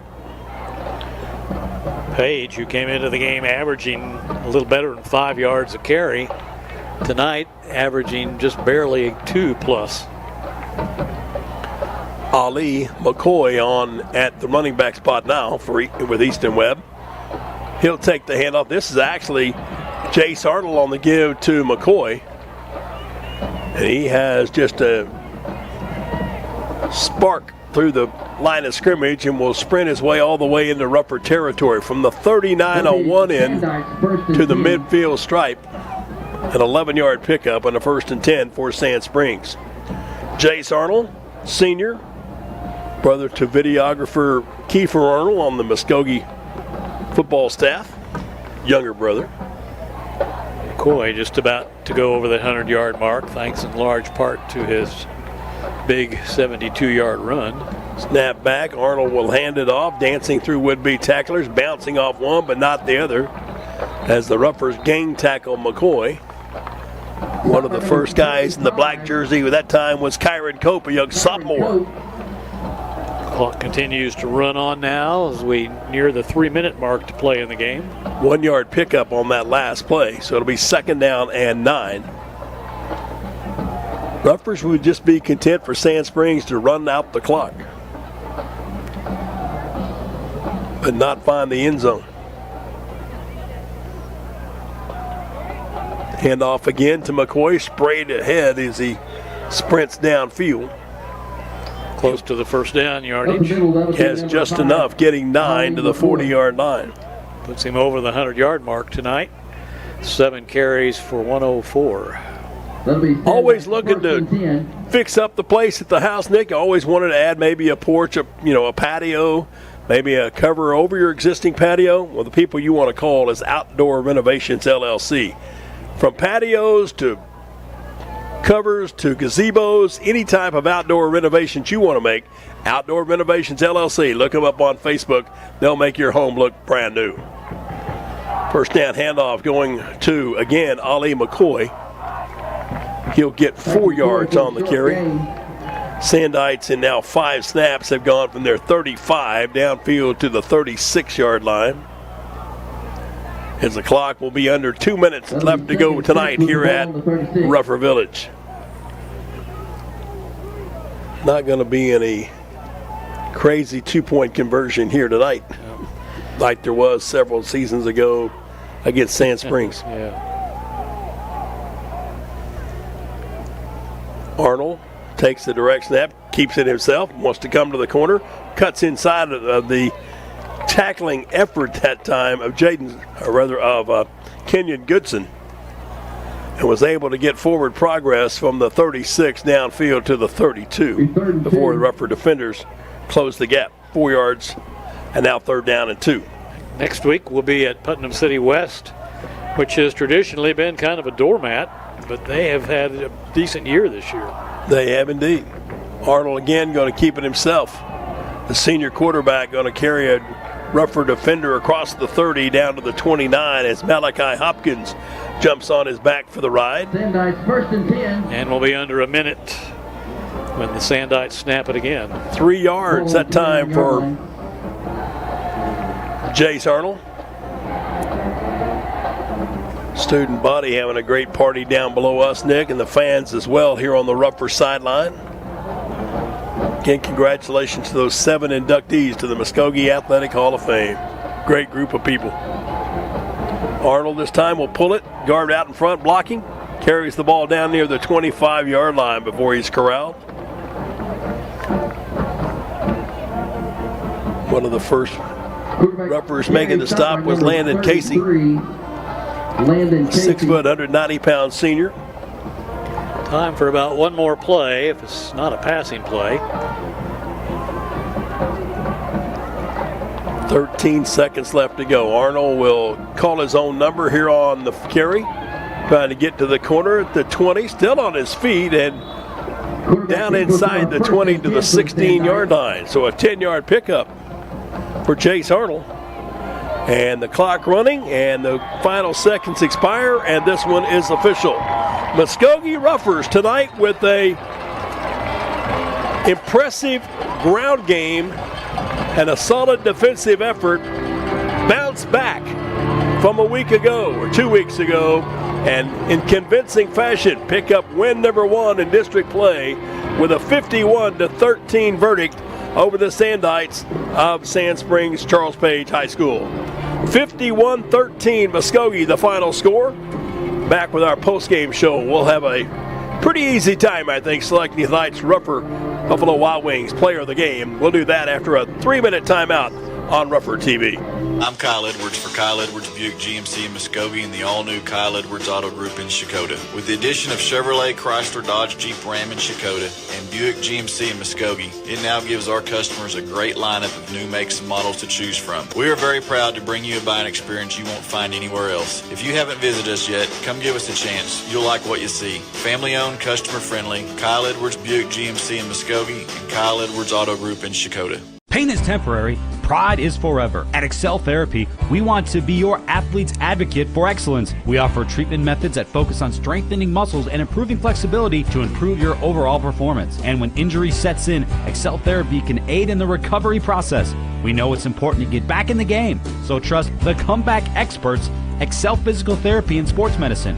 With 16 locations and no physician referral required, you can begin healing today. From setback to comeback, the name you can trust, Excel Physical Therapy and Sports Medicine. Look for us online at exceltherapyok.com. In sports, having the right winning strategy is often the difference between winning and losing. The same is true when you need legal representation. For more than 15 years, the law offices of Michael E. Finnerty have successfully provided the winning strategy with excellence and integrity for the people of the Muskogee area in matters of personal injury, social security disability, and workers' compensation issues. The law office, Muskogee trusts Michael A. Finnerty, ready to develop a winning strategy. Michael A. Finnerty, 436 Court Street in Muskogee. Call 687-1155. Online at finnertylaw.com. There's never been a better time to find a great deal on a sedan, truck, or crossover at Nissan of Muskogee. Call 918-683-6605 or go to nissanofmuskogee.com. There's never been a better time to find a great deal on a sedan, truck, or crossover at Nissan of Muskogee. Call 918-683-6605 or go to nissanofmuskogee.com. Tradition. It's a word that means a lot. Just as the tradition of the Muskogee Roughers requires commitment of great players and coaches, Lesher Millsap Funeral Home takes pride in providing great value and commitment every day with a tradition of service to the families of the Muskogee area. Just like in football, tradition must be earned on every play, every day, not just in the final score. And that's why you can trust Lesher Millsap Funeral Home to be there for you when it counts the most. Lesher Millsap Funeral Home, proud to be part of the Muskogee tradition of excellence.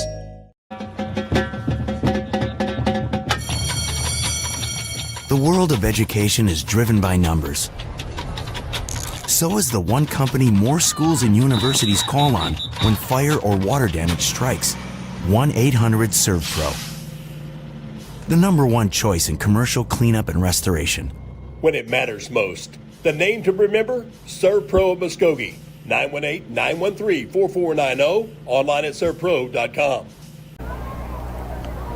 51-13, Muskogee on Hall of Fame night, putting up an impressive performance to improve their record to 3 wins and 1 loss. Sand Springs, with the setback, will drop to 2-2. But even more importantly than the win tonight, Nick, the Roughers got the first win in district play in their first outing, and they got the maximum 15-point margin, which always is important when you think about later on down the season. Really is, and if you look at things, the Roughers, we talked a little bit in the pregame about the importance of this game, and I think it really stands out if you kind of look around. This will put the Roughers in the driver's seat, because we talked a little earlier about other obstacles in the way. We know Stillwater will be tough. Kind of wonder, though, now about Booker T. They're getting beat by Bartlesville tonight, 21-10, and so they're having their difficulties this year. So the Roughers may kind of bob along here the rest of the season until the showdown with Stillwater in the last game. Well, certainly tonight, though, there was no bobbing along after a somewhat strange first quarter of play in which the only score was a 2-point safety. 2-0 after 12 minutes. From that point on, Muskogee dominated, albeit a bust on a big play and a great effort by Ollie McCoy to take it the length of the field for a touchdown. Muskogee's offense did its job. Defense did its job, and they get out of here with a 51-13 verdict over Sand Springs. Yeah, if you take away Ali's 72-yard run, they had less than 100 yards in rushing tonight. So the Rougher defense doing a great job. Looking at the stats in the game, for Muskogee, 41 carries tonight, rushes 337 yards. Passing 16 of 21 for Bird for 161 yards. So the Roughers with 498 yards in total offense this evening. 7 penalties for 70 yards. Ficklin, the leading rusher, 18 carries for 162 yards. And McGee, the leading receiver, 5 for 85 yards. For the Sandites, they rushed 29 times for 166 yards. They passed 8 of 17 for 77, so 143 yards, or 243 yards in total offense for Sand Springs this evening.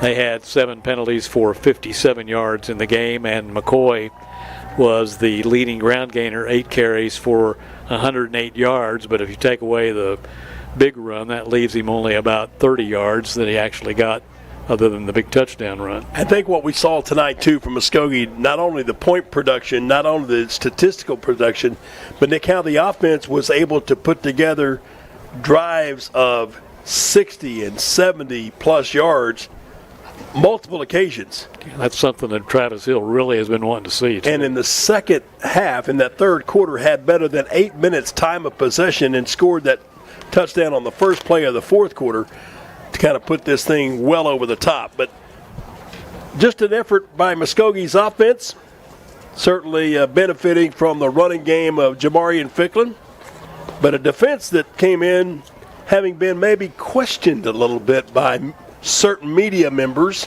about their ability to defend the pass and also to stop the ground game. They did it tonight in both ways and got the win. Well, I was really pleased tonight with the effort of the defense on the run game, because that's the strength of this Sand Springs team's coming in and just pounding the ball.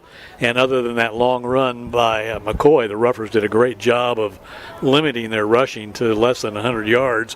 Passing wasn't a big deal, but they were only 8 of 17 passing, and the secondary did a pretty good job, although I got to say I don't think they were greatly tested tonight. Well, they put a lot of pressure, though, too, on the quarterback, Easton Webb. He had some passes that were dropped that could have been caught as well. And that's something else that the Ruffer defense hasn't been able to do real well so far, is being able to pressure the quarterback. So that was nice to see this evening. So now, do we need to go to a secret ballot? No. To select our Buffalo Wild Wings player of the game? Read those numbers again for the man who wore number 1. This is an easy one. This is a unanimous decision. Fickler. We talked about the thrill in Manila. How about this one was a flight for the ages of Jamarian Fickler? 18 carries, 162 yards, and passing tonight, 161 yards on 12 of 15. So great job, or 16 of 21 for 161 yards. So Bird himself accounts for almost over 300 yards of the Ruffer offense. You know, one thing, I know a guy that'd have a big smile on his face if he were the head coach. Who's that? Ron Lancaster. Yeah. He would be beaming from ear to ears. I'm sure he is tonight as the Ruffers get the win here tonight. And if the old ball coach were here, I would hope to hear him sing the words to On Muskogee, because I promise you he knows them even at his age, while virtually every member of our Ruffer TV crew doesn't have a clue past 2 words. On Muskogee. Now maybe the captain of Starship Ruffer TV, Shane Stewart, might know it. We'll let him sing it on one of our road trips, okay? But tonight, Ruffers sing victorious 51-13 for Nick Hampton. I'm Bill Huddleston and all the Ruffer TV crew. So long from Ruffer Village. See you next Friday night from Putnam City West. And again, it's always a great day to be a Ruffer. Good night, everybody. Proud to be a Muskogee Ruffer, Honda of Muskogee. In the heart of Oklahoma, with Honda of Muskogee. Our super friendly staff is here to give you the best value with honest and fair service. Call 918-68 Honda or go to HondaMuskogee.com.